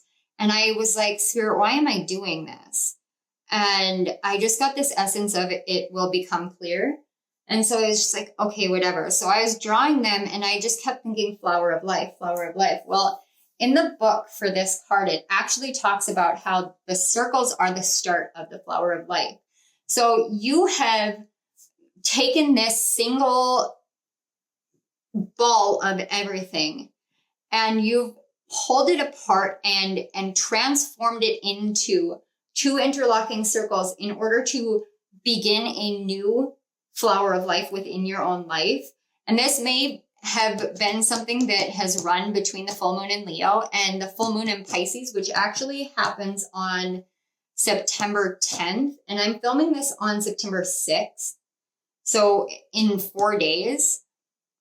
But this forgive card, it's inner forgiveness. You learned how to forgive yourself. And that energy in essence. Learning how to forgive yourself, that's not an easy task. It is so much easier to forgive others because you can see their wounds and their traumas. You can understand that they don't know what they're doing. It is so much easier to forgive someone else. It really is. But to forgive yourself is to understand that you were the same as somebody else who hurt you, only you were at different levels. And when I say you were the same, please don't take this as me saying, like, if you were in an abusive relationship and you have forgiven yourself for being in that abusive relationship, that you're the same as that person. No. What I'm saying is that when you forgive someone, the basic premise of forgiveness is, I understand that you were doing the best that you could within any given situation, and that you were doing only what you knew how to do. And therefore, I forgive you for your actions taken that harmed me or others or led to this or that or anything. And I forgive you.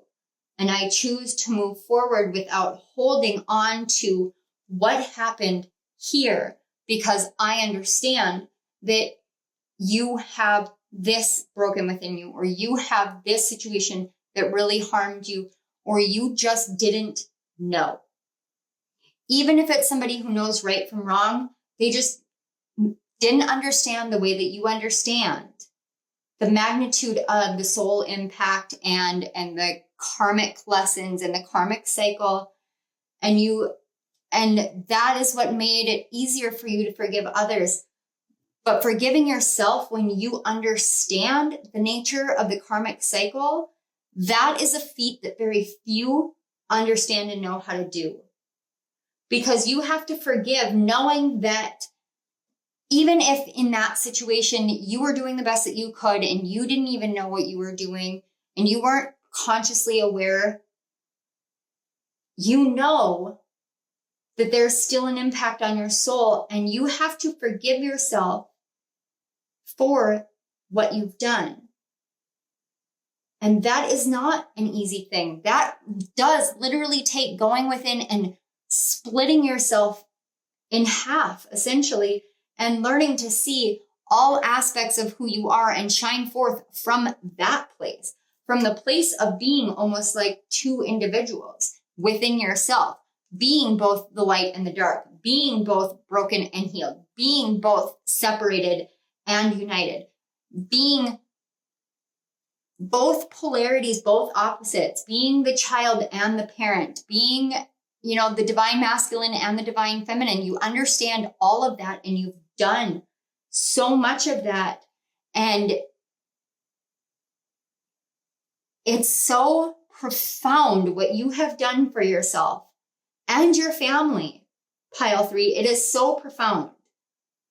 You have literally brought clarity to your soul, to your heart, to your purpose, to your path, to your destiny, to what you can and cannot create in this world, to all the interactions, and to the true essence of forgiveness and what that does. Because what this card talks about, the Nirvana quartz, it talks about the wheel, the karmic wheel. That's Jupiter energy. And Jupiter is about to go back into Pisces as it goes through its retrograde cycle. And Jupiter is the planet of abundance and expansion. And it is seen as the planet of luck wherever it falls in your chart. You may have Jupiter in Pisces in your chart, but wherever it falls in your chart, that's where it's said that you have good luck. And some people believe that when Jupiter goes retrograde, that means that bad luck abounds. But what it actually means, to me at least, how I understand it, how the energy feels to me, this may not be your truth, take it or leave it.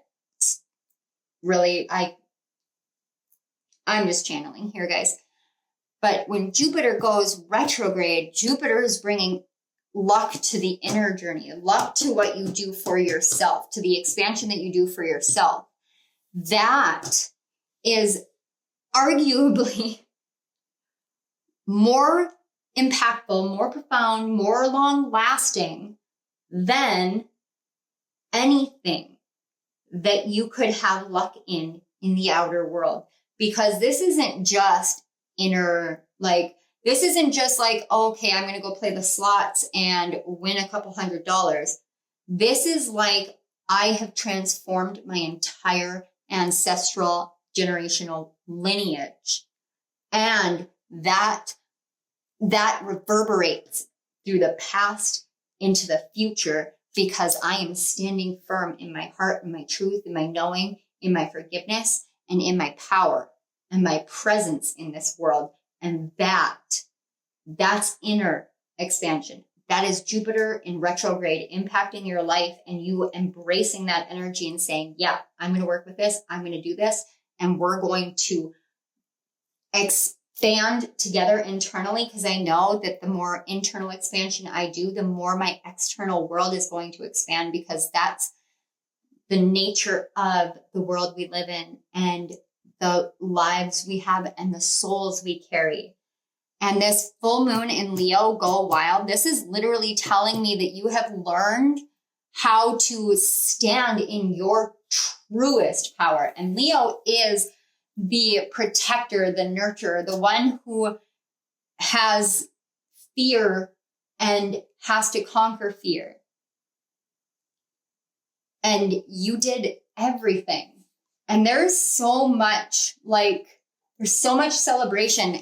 I can feel it. It's like, I don't know if you guys have ever read Harry Potter, the first one, but they talk about Daedalus Diggle and how he set shooting stars off in Kent after Voldemort was defeated by Harry Potter. And it's in the very beginning of the first book. I'm literally seeing like that kind of celebration from the cosmos. Like, some of this has to do with some of your starseed ancestry, your starseed roots. You might look to Regulus energy, and you know what?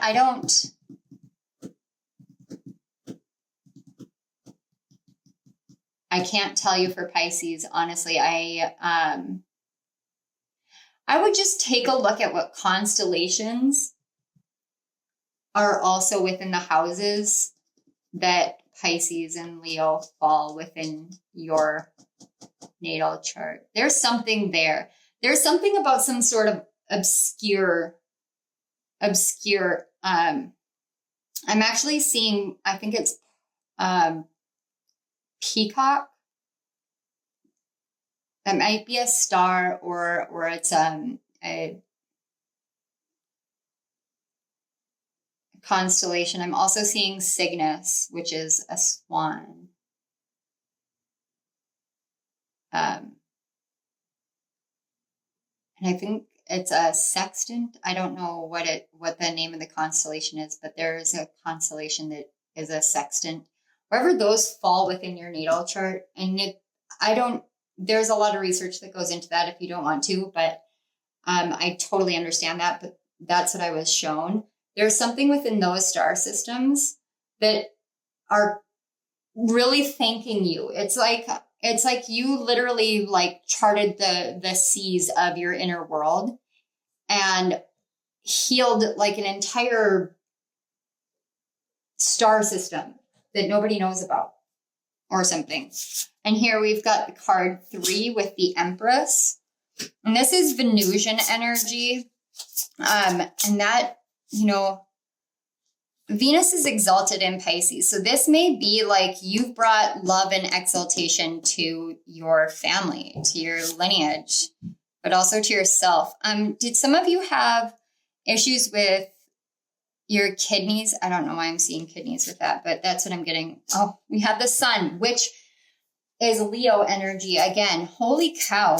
Do you have, Venus is something.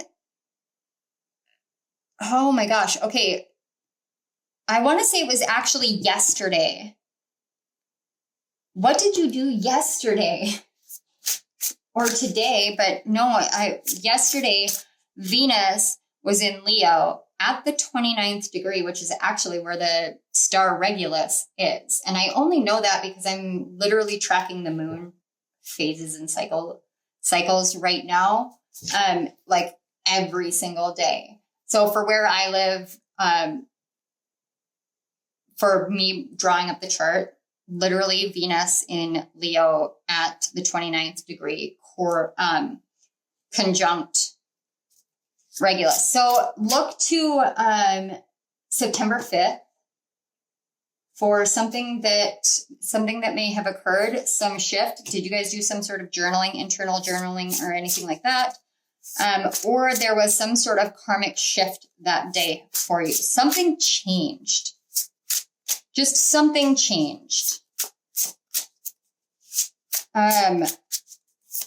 It's like you guys did some sort of equation, or you got clarity on the equation. It's very strange. That's what I'm picking up. Something about cacti, and the desert. It's like you came out of the desert and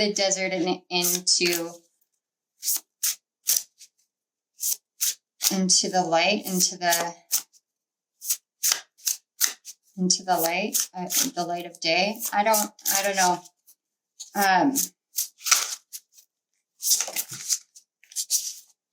Wow, the 10 of Wands. Yeah, you guys were carrying such a heavy burden. And look, literally in the desert. What was I saying? Like, that's...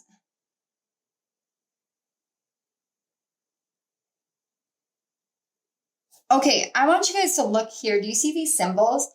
It's like they're all twisted. And remember I said that you guys like solve the equation or whatever? It was like you were looking at something that was really distorted, or you couldn't quite put it together the right way. But what it was you were trying to get the flower of life internally connected the right way, but it just kept being jumbled up, and something within you, and I'm seeing like your higher self, you may have gone through some sort of shift where you like welcomed in your soul, you welcomed in spirit, you welcomed in your higher self. It's like you gave birth to a new you.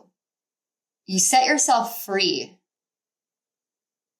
Like you trapped yourself and then you set yourself free, or you were trapped in the desert carrying the burdens of many, and you set yourself free by choosing only to carry what was yours to carry and no one else's. And that is a hard thing to do, a hard decision to make. But when you drop those chains and that weight that you're carrying, when you let that go,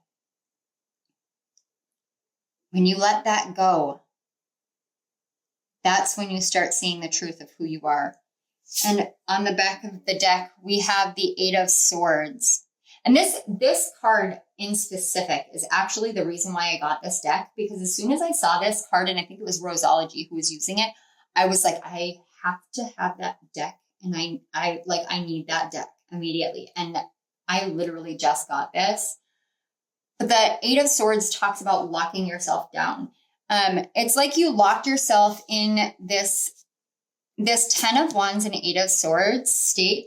It's like you locked yourself into believing that this life didn't matter, or believing that you didn't matter in life, as though a part of you you thought a part of you was dead inside. Like, I don't know how else to phrase it. That's what I'm feeling. Like something within you felt dead.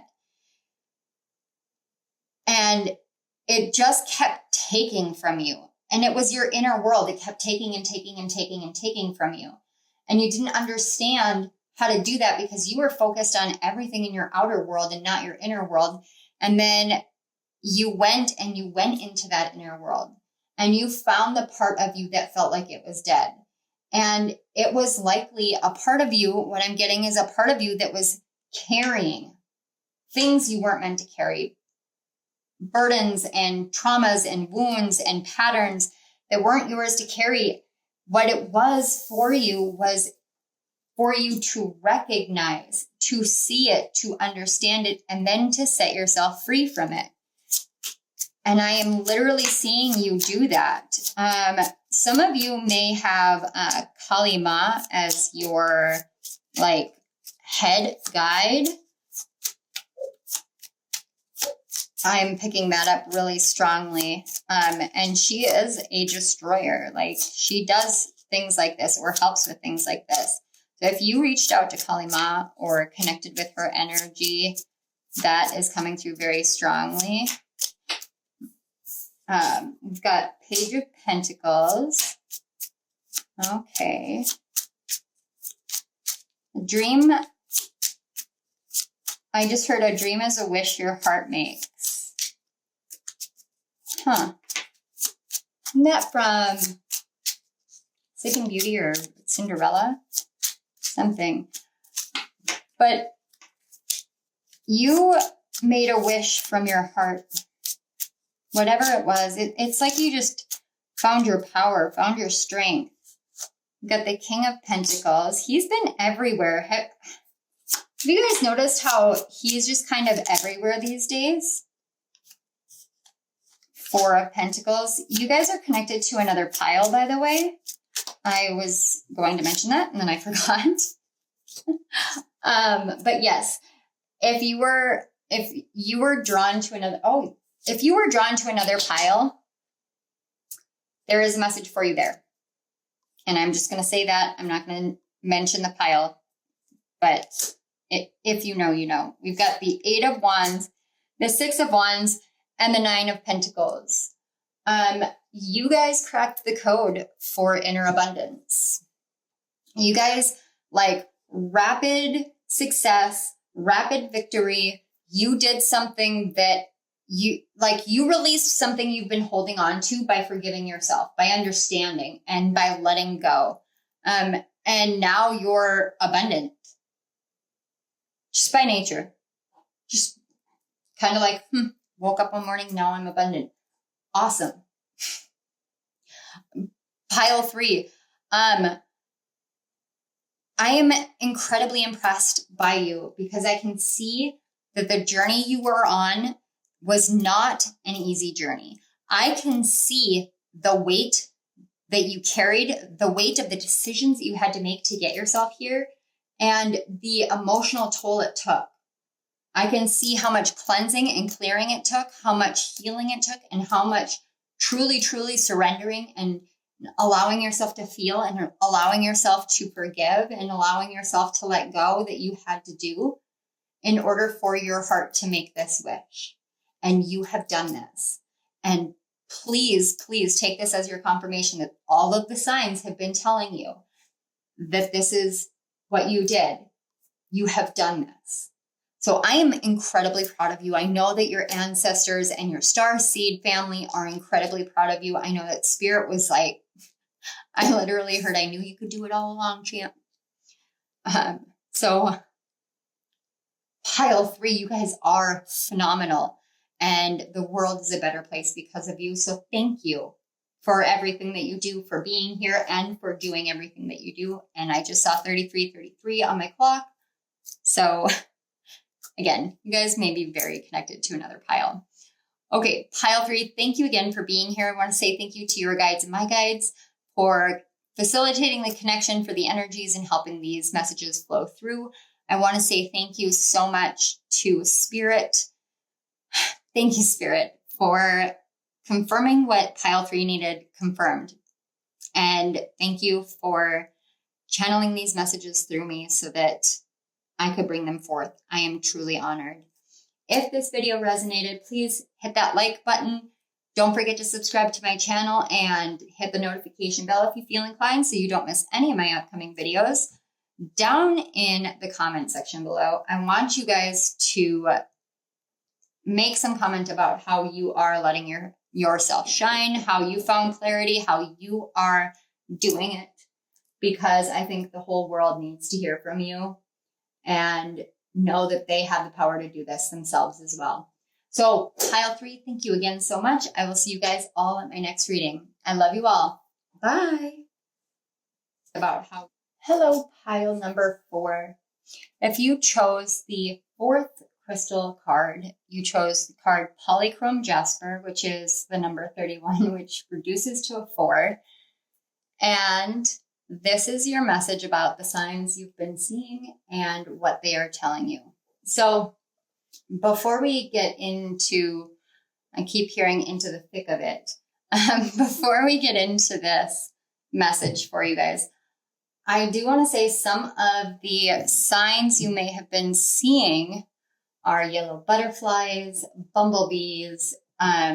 You may be more aware of the changing of the seasons, the changing of the leaves, more in tune with trees,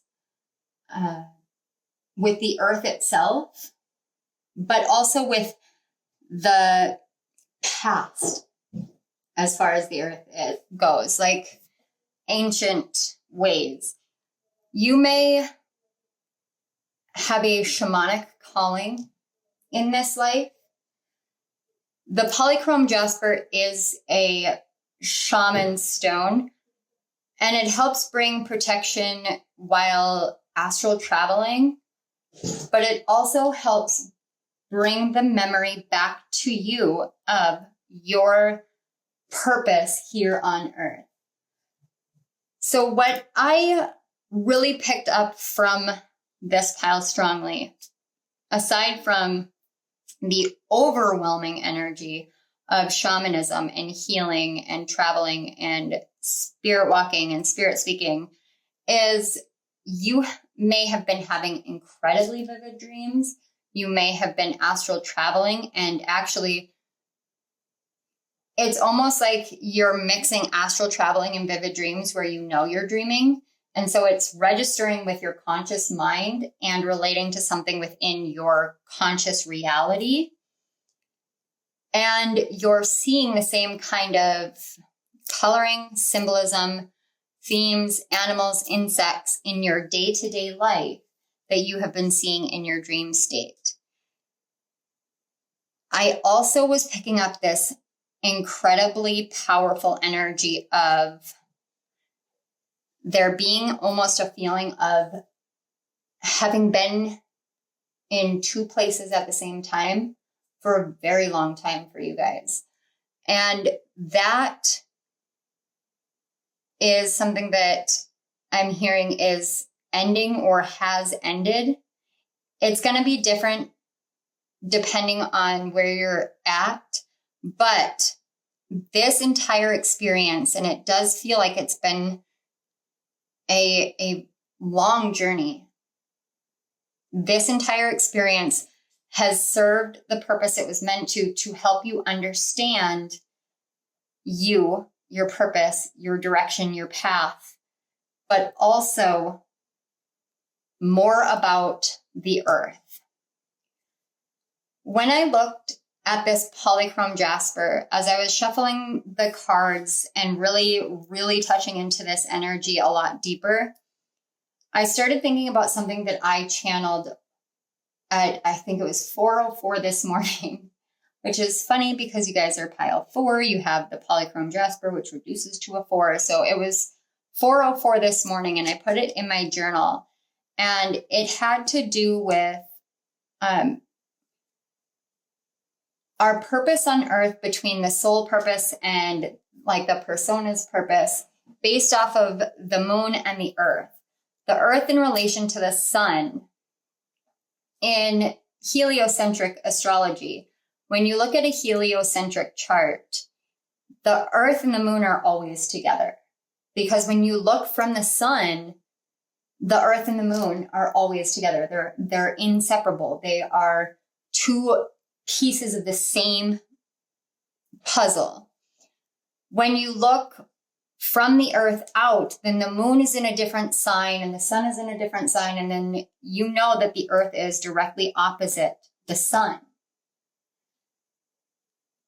But if you think about, if you say you're person A and you're looking at person B, and there's a bridge between you guys.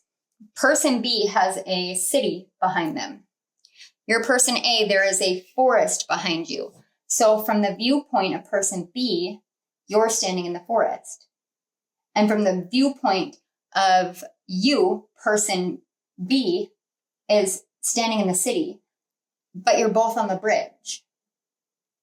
It just has that perception. So if you think that when you look at your natal chart, this is going to be kind of hard for me to explain because I haven't even worked out the entire nature of this download, but it came through really strongly. This one and another one, but we'll get into that one next. When you look at your natal chart, if you know what your moon sign is, the opposite sign of your moon. So if your moon is in Aries, the opposite sign would be Libra, Taurus would be Scorpio, and so on and so forth. That is where the moon represents the soul and your emotional body. That is what your soul and your emotional body perceives as its mission here to understand. So if you have a moon in Leo, it wants to understand the energy and the nature of Aquarius energy to balance it out. That's where you find the balance of your emotions. You look to the sign, the house it rules, the sign, the house it rules, the house it's actually in, and then the two ruling planets. So the ruler of the sign and then the ruler of the house. If you guys want to go back and take notes on that, just because it's going to be so different for everybody. And like I said, I'm still working out the kinks of this download, but I'm literally seeing me writing in the pages. So I know this is meant for your pile too. That's going to help you understand a lot more about your emotions, about your gifts, and about the direction of your soul versus the direction of your ego or your persona, because your persona is going to be opposite of your sun sign. So look at where the earth would be placed if it was 180 degrees away from the moon and 180 degrees away from the sun. Now the earth represents the physical. That is this life, this incarnation. So that's what you want to be looking at. And shamanism is very much, even spirit shamans who commune with spirit continually, all sorts of spirits, animal spirits, nature spirits, plant spirits, ancestral spirits, the divine creator, all of it. They still understand that they're here in this life, on this planet at this time, and they have a mission here in this life, on this planet at this time. And sometimes we get caught up in not being able to see where our path is versus where other people's paths are, because we're all uniquely individual, yet we're all interconnected, yet we all have this division and separation mentality, and you can see it in the physical world everywhere. That's the other part of the channel message that I got for you guys. Last night, if you've been watching my channel for a while, you know that I call my shower the Epiphany shower. I actually, funny enough, funny little side note, I told my husband last night, I said, we really should consider getting a voice recorder that I can put in the bathroom. Because I don't like having my phone in there when I am showering and cleansing, because I know that I am going to receive awareness and downloads. It's just one of the best ways for me to receive these epiphanies, as I call them. Because the past couple of days I've been taking a shower or taking a salt bath, and then I get out and I need a notebook and a pen immediately. So I'm wrapped in a towel on my bed, just feverishly writing. Last night when I had this epiphany moment, it had to do with the nature of separation. And it's so important for your pile because this polychrome jasper is a stone that helps you come back down to the earth, especially when you're an astral traveler or a shamanic traveler of any sort. It helps you get re-grounded here and understand your purpose here, now, in this life. When there is this sense of separation, we can get really caught up in the notion of separation, and it can get very, very confusing about how we can all be connected while there is still all of this separation and division out in the world. What I got, and I'm just going to give you a piece of it because the rest of it is not entirely related here. What I got was to think about Pangea, and that's why I was brought to that epiphany moment, was because that's what it looks like to me on this polychrome jasper. It looks like Pangea. When the earth was very young, all of the lands were one. They were all unified together. That is much like you were when you were a child. You and your gifts were unified. You knew your purpose, because all of us, when we're born into this life, we're born into an awareness because we haven't gone through the conditioning and the traumas and the experiences that are necessary for the journey, but that oftentimes lead to blocking out this path we're meant to take and the gifts that we have that we're meant to bring forth into the world and utilize for ourselves and others. If you think about Pangea, whether it was volcanic activity and eruptions from internally that split, or whether it was something from outside, like an asteroid that came and hit the earth, there was some sort of collision event. There was some sort of massive jolt to the planet we live in. And that is much like trauma. It hit and it split apart. Our souls go through this exact same journey. And we do this in order to pull all the pieces of our soul back into union and into harmony within, and then help others do the same. This is such a huge, important thing for this pile to be aware of. And before I continue, I just heard reminder. You may have been called to other piles. If you're here first and you felt called to one or more other piles, please listen to them. They're going to help unravel a lot of this. I had the sense that there were going to be a lot of people that came to this one and then dispersed afterwards, because there was just maybe not. So trust your instinct on that. Trust your intuition. Let yourself be led. But if you think about the earth and getting hit by an asteroid, that is a manifestation or an example of family conflict. Because if we look at all of the planets like a family, Earth would be part of that family. And sometimes we can forget that as astrologers. I know I'm guilty of that myself, but sometimes we can forget that Earth is a planet too. And so we have to really consider Earth in terms of everything else. But an asteroid hitting Earth is like somebody, it's like friendly fire. It's like somebody from their family shooting an arrow at their brother or sister and causing destruction internally, or a parent doing that. So if the struggle that you are going through has to do with family wounds, that's how it's being reflected in the world to you. That's how that dissonance is internally, because you can feel it almost as though when you walk barefoot on the earth, it doesn't actually help you. It makes that more profound because the earth is trying to show you the internal of it.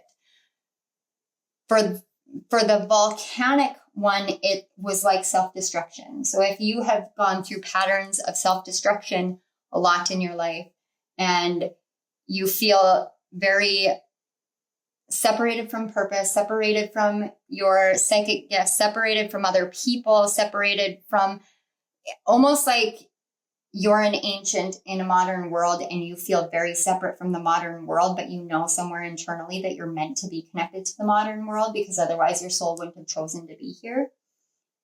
that if you think about some sort of internal combustion moment, something where the earth would have internalized some sort of wounds. And I'm being brought to the mythology of Ouranos and Rhea.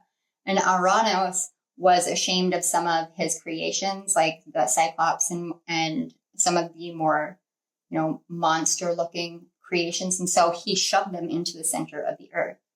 And this made Rhea, his wife, incredibly sad because she didn't want her children trapped. And in order to free them, the earth had to sacrifice and split itself apart. These are all metaphors, but if you think about earth in terms of Pangea, that was a very, very young earth. That is your inner child. All of this is your inner child trying to bring you back together with your innocence and your creativity and your awe and wonder and curiosity, because that's going to be the key that helps illuminate the path. That's going to bring everything into one, where you'll be able to still see the differences in people and understand that there's this notion of separation and division, but it's not going to feel that way to you anymore. It's understanding without embodying. So you know it, you understand it, but you can feel how creation began. You can feel how whole children are and how that can change over time, but you can also bring that into wholeness within yourself and really bring yourself back together. And your dreams and your visions and your energy are all really, really working hard at bringing everything to center for you. Very, very much helping you bring everything to center. Wow, pile 4. Okay. Your energy, seriously, your energy is so very, very, it feels like home to me, but at the same time, it makes my heart feel like I need to help you understand because you're meant for so much more than you have seen quite yet. And you will be seeing it soon. So it's like there's a piece here for you. And I really want to do your soul the justice it deserves, because I know that I can feel that it has not been easy and that you are ready for this wholeness now. And that's a big deal. That's a very big deal. It's been a long journey and you have done amazingly. On that note, we're going to work from the outside in, because this is all about bringing you back to center. So we're going to start with the 2 mystical shamans, and I'm just going to flip them all over. If any messages come through at the time of flipping, I'll let you guys know. But otherwise, I'm going to pull them all out because we want to bring everything together as much as we possibly can here. So we have the card 17 and Earth. Okay. I'm sorry. I got really excited by that because that is so profound for what we're talking about here. And yes, you really are in tune with the earth. You really, really, really are in tune with the earth, but it's not just this earth. It's like every version of the earth ever. And the card 38, the mystical shaman. And you can see he's literally projecting outward, like astral traveling. You guys really are like the shaman of the earth. It's you give the earth the voice the earth has been waiting for. And she's been waiting a very long time for you, is what I just heard. All right, we've got 55 with the farther gate and bold step forward. Ooh, your dreams are pushing you. Can you guys see how close this shape is here to this? That is crazy in a good way. And then we have the alligator with patience, and there is an hourglass here. Sands of time. Sands of time. There's something about the sands of time here. A time for every season. That's a song. Sacred geometry, but circular sacred geometry, flowers and whatnot. Wheat. Have you guys heard the phrasing, the separating the chaff from the wheat? There's something with that. I would say Google that. I don't know the original source of it or anything like that, but that's what I'm picking up from this. And we were talking about bridges and bringing everything together to center. Holy Pete. Sky bridge, possibility for union. And we have a 55 here. 47 reduces to 11. 38 reduces to 11. We have 4, 8, 5, and 1s. And then we have heal with the frog. All right. And now let's find out what's at the very center of this. The deer with kindness. I feel like that's been a huge, huge struggle for you, is seeing how people treat the earth, seeing how people treat each other on the earth, and not understanding the value of being kind to each other and being kind to themselves. This is Virgo energy as well. You may be going through a huge transition during Virgo season. You may have a lot of Virgo placements. Virgo may be one of the houses or one of the signs that is opposite of your sun or your moon as well. That's not going to resonate for everybody. It's not applicable for everybody, but if it does resonate, this is your confirmation. But this alligator here, the alligator is a quiet animal, but it is very protective. And it knows okay, so this is going to sound kind of weird, but when an alligator or crocodile has prey, they will take it and they will wrap it up or spin it. I can't remember how exactly it works, but they leave it at the bottom of the ocean or the swamp or river or lake or whatever it's in. Pretty sure they're freshwater. Yeah. But it leaves it down there to soften it. Here's what that means. That takes a lot of patience to be hungry, to desire something, to want something, to know that you're meant for something, but to have the patience to allow a softening within yourself, within the world, within your understanding, your awareness, within your receptivity, within your heart, within your soul. It takes so much patience. And there are times where you can be like, okay, I'm ready to take this step forward. And you get ready to take it. And then the whole world is like, no. And you can be in those moments. It can feel a lot like, what am I here for? Why am I here? What is the purpose of this? You've been in that state of trying to step out of the edge of this bridge and onto the bridge in order to come into the center for a very long time.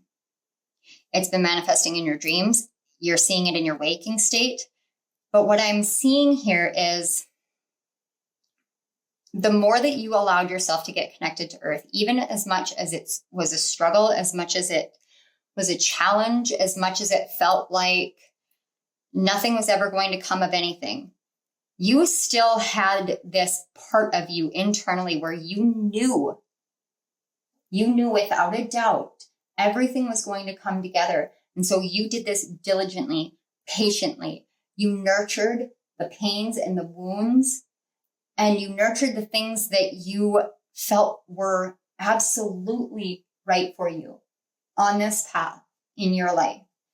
You spent that time doing it, and the physical world literally responded in kind, because when you know that you are bringing all the pieces of yourself together, when you go on this mystical shaman journey, you understand that there is a level of healing and clearing and cleansing that is going to challenge every level of patience, every urge to jump forward into the world, every urge to stand up and scream about the injustices, every single moment of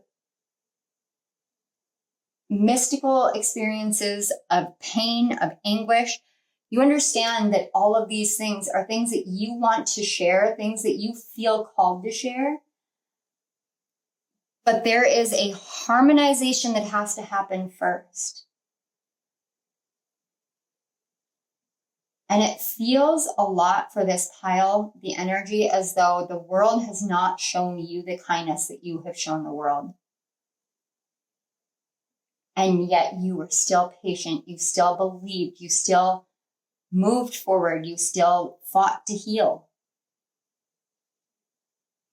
Virgo season is a great season to really take care of you. And what I'm really picking up is it has come to the time for you to be nurtured back, for you to receive kindness. Did you set intentions during the Virgo new moon? Because those intentions are coming into being. Aquarius season may be very prominent. This may have to do with your roots and ancestry, with your connections with other people, your communication style. There's so many angels, like you have been so surrounded and so guided. And even though you may have struggled to see it, to believe it, to even understand it at times, you've still followed it I heard to a T, but more. It's like you followed every instinct, intuition, psychic hit, psychic download. You did everything, and things crumbled and things fell, and you kept going and kept fighting and kept working at it. And now you're coming to a time where everything is coming back together, back to center, as you learn how to really, really show yourself the kindness and the love that you have shown others. And you are so deeply protected during this. Everything surrounding you is intensely protected. You are intensely protected. I'm seeing a lot of suns and moons here, which makes sense for the channel message in the beginning. We've got the 5 of water. It's also the 5 of cups. The card 11 and healing. Seriously. And look, we've got frogs on that too. Your souls have such depth. And the level of sorrow and sadness. And look, she's at the bottom of the ocean, just like we talked about with the patience card. But there's light coming through for you now. There's friendships and community and connection and balance and harmony as you do this healing. And this healing, we've got 11, 11, and 11. This is your new start. And then we've got the 8 of earth. That's so beautiful. Look how similar these two look to each other. Their faces. That's absolutely incredible. The 5 of earth. Yeah. It's definitely this feeling like Like the earth has not been kind to you, or the people on earth have not been kind to you. It's almost like you feel like your path on earth right now, like you know your path, but you feel like it's nothing but a big trick. It's just an illusion. It's just a trick, and it's just meant to tear you down and break you down. And yeah, you've had those moments where you felt that way, but you also continue to keep getting up and keep moving forward. And before I even shuffle clarifier cards and additional messages, there's the Hermit at the bottom, which is also Virgo energy. You guys are doing some major healing. And what I'm seeing is you guys are perfecting healing of the emotions, of the body, of the soul, all together in harmony, all together. Yeah. Page of Pentacles. That's like very young earth energy is what I was picking up. Like you're using energy from earth when it was younger, because you hold the keys to that energy. That's a very ancient kind of earth, but it feels very youthful. You may notice a lot of ivy or vine or holly around you. You may be drawn to lightning. We've got the High Priest, which is another 5, the Page of Swords, and on the back we have the Knight of Wands. So really, to me, what I'm seeing here is you're really starting to perfect shamanic healing. But it's not shamanic healing in a traditional sense. You're actually changing tradition. And you're creating something new, something born and bred of the earth, born and bred of the heart, the soul, the healing that you've done, the mysticism that you understand. This has everything to do with your hopes and dreams. It has everything to do with your soul and your heart being aligned. Like it's like stars aligning and truth coming out. And this healing is literally going to give you like the beginner's mindset. It's going to help you understand that no matter where you are home, you are where you belong, and you are in union with yourself finally. And therefore you know what you're here to do. You've unlocked like the next level. There are so many 5s and so many 1s on this. Like in such, I keep saying the word like, but it's so profound. 8, 8, 8s, 11s, and 5s. Any combination of 158, 851, 581, 518, anything like that. Your 1st, 5th, and 8th houses may be prominent. Whatever it is, however it works its way out, you may have just been seeing 1s, 8s, and 5s.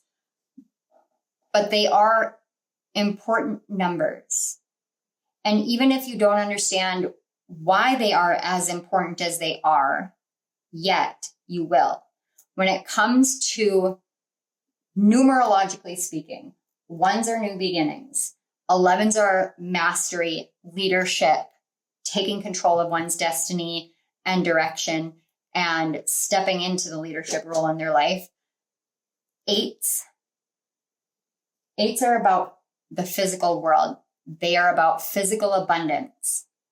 They are about creating a life of wealth and abundance. But they are also about infinity. They are about the connection of the mind and the body and the soul, ever entwined, ever connected, ever feeding each other, as above, so below, as within, so without. All of these principles work in the form of 8s. Your heart and soul are aligned. Your mind is centered and aligned. Everything is coming together, and you know your path on earth. Even if it doesn't look like it yet, it's here, it's appearing, and it's so profound and simplistic at the same time. I can't tell you what it is because only you know. But it's just so very beautiful and unique. And it's a true like diamond in the rough kind of thing. And you're a healer that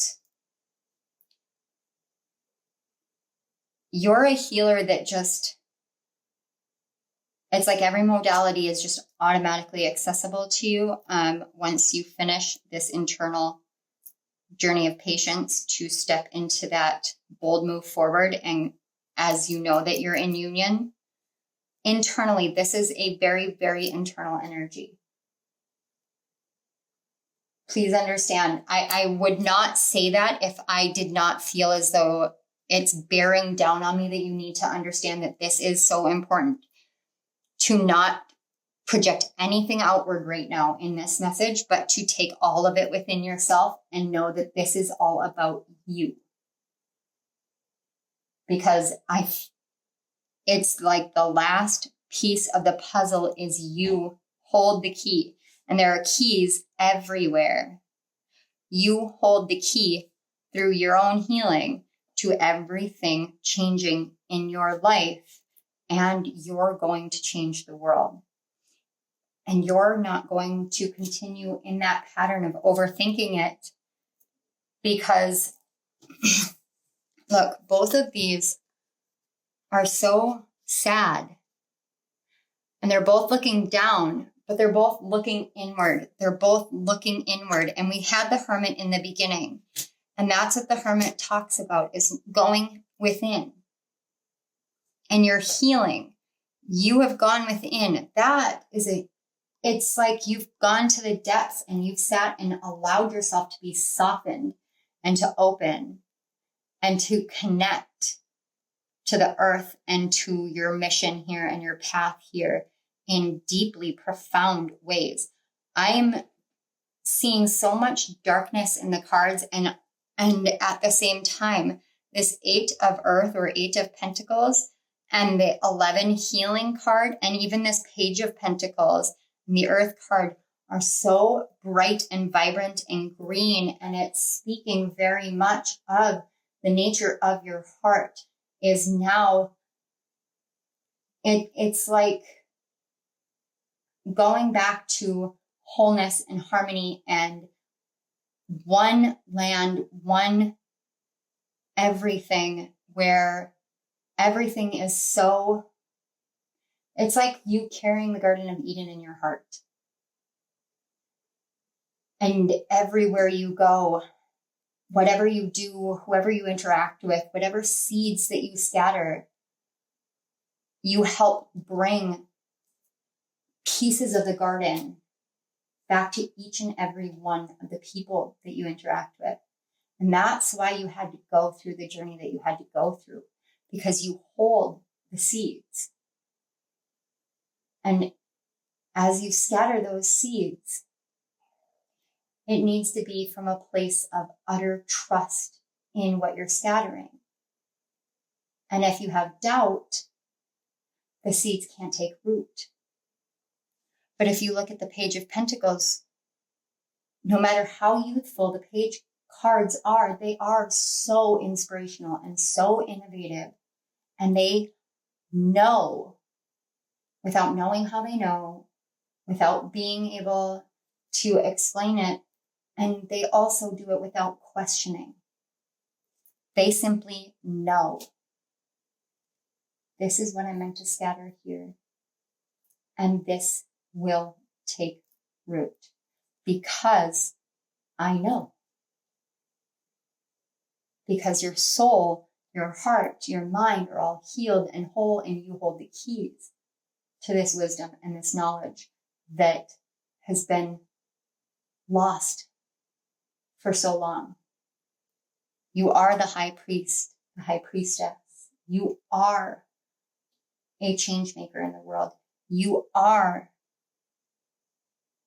establishing new traditions birthed from origins, birthed from deep patience, intense healing, elevation, ascension, and then down into the depths to crawl back out.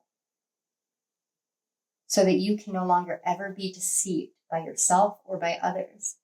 But you know, without a doubt, that where you go, you burn away the past and the separation and the pains, and you cleanse it with fire, nurture it with water, planting that seed into the earth and knowing it will sprout and nourish all of us with fresh oxygen in the air. It's your every element, but none are separate. And it is a beautiful thing. So pile 4, this message went longer than the other piles. I definitely expected that for the energy that I felt with your pile. You definitely have messages in other piles. If you felt that, if you feel at peace with this one, then this was all you needed to hear. So pile 4, thank you so much for being here. Thank you for continuing to move forward when it seemed like the world was against you and all the odds were against you and you just believed in yourself. Thank you, because I believe in you and the world believes in you. Even if it doesn't seem like it right now, they do. Thank you so much to your guides and my guides for connecting the energies, for helping it flow easier for the messages. Spirit, thank you. Thank you so much for this message, for this energy, for all of pile 4 and their incarnation journeys. Thank you. And thank you for allowing me to be your conduit for these messages, for meeting me halfway, for collaborating, and for loving all of us the way that you love us. Thank you. Pile 4, if this resonated, please hit that like button, comment down below, and let me know how you're doing, how this journey is going. I'm very curious about you. I have to say that. I'm very curious about you. Don't forget to subscribe to my channel, hit the notification bell so you don't miss any of my upcoming videos. And I will see you all again at my next reading. I love you guys. Bye.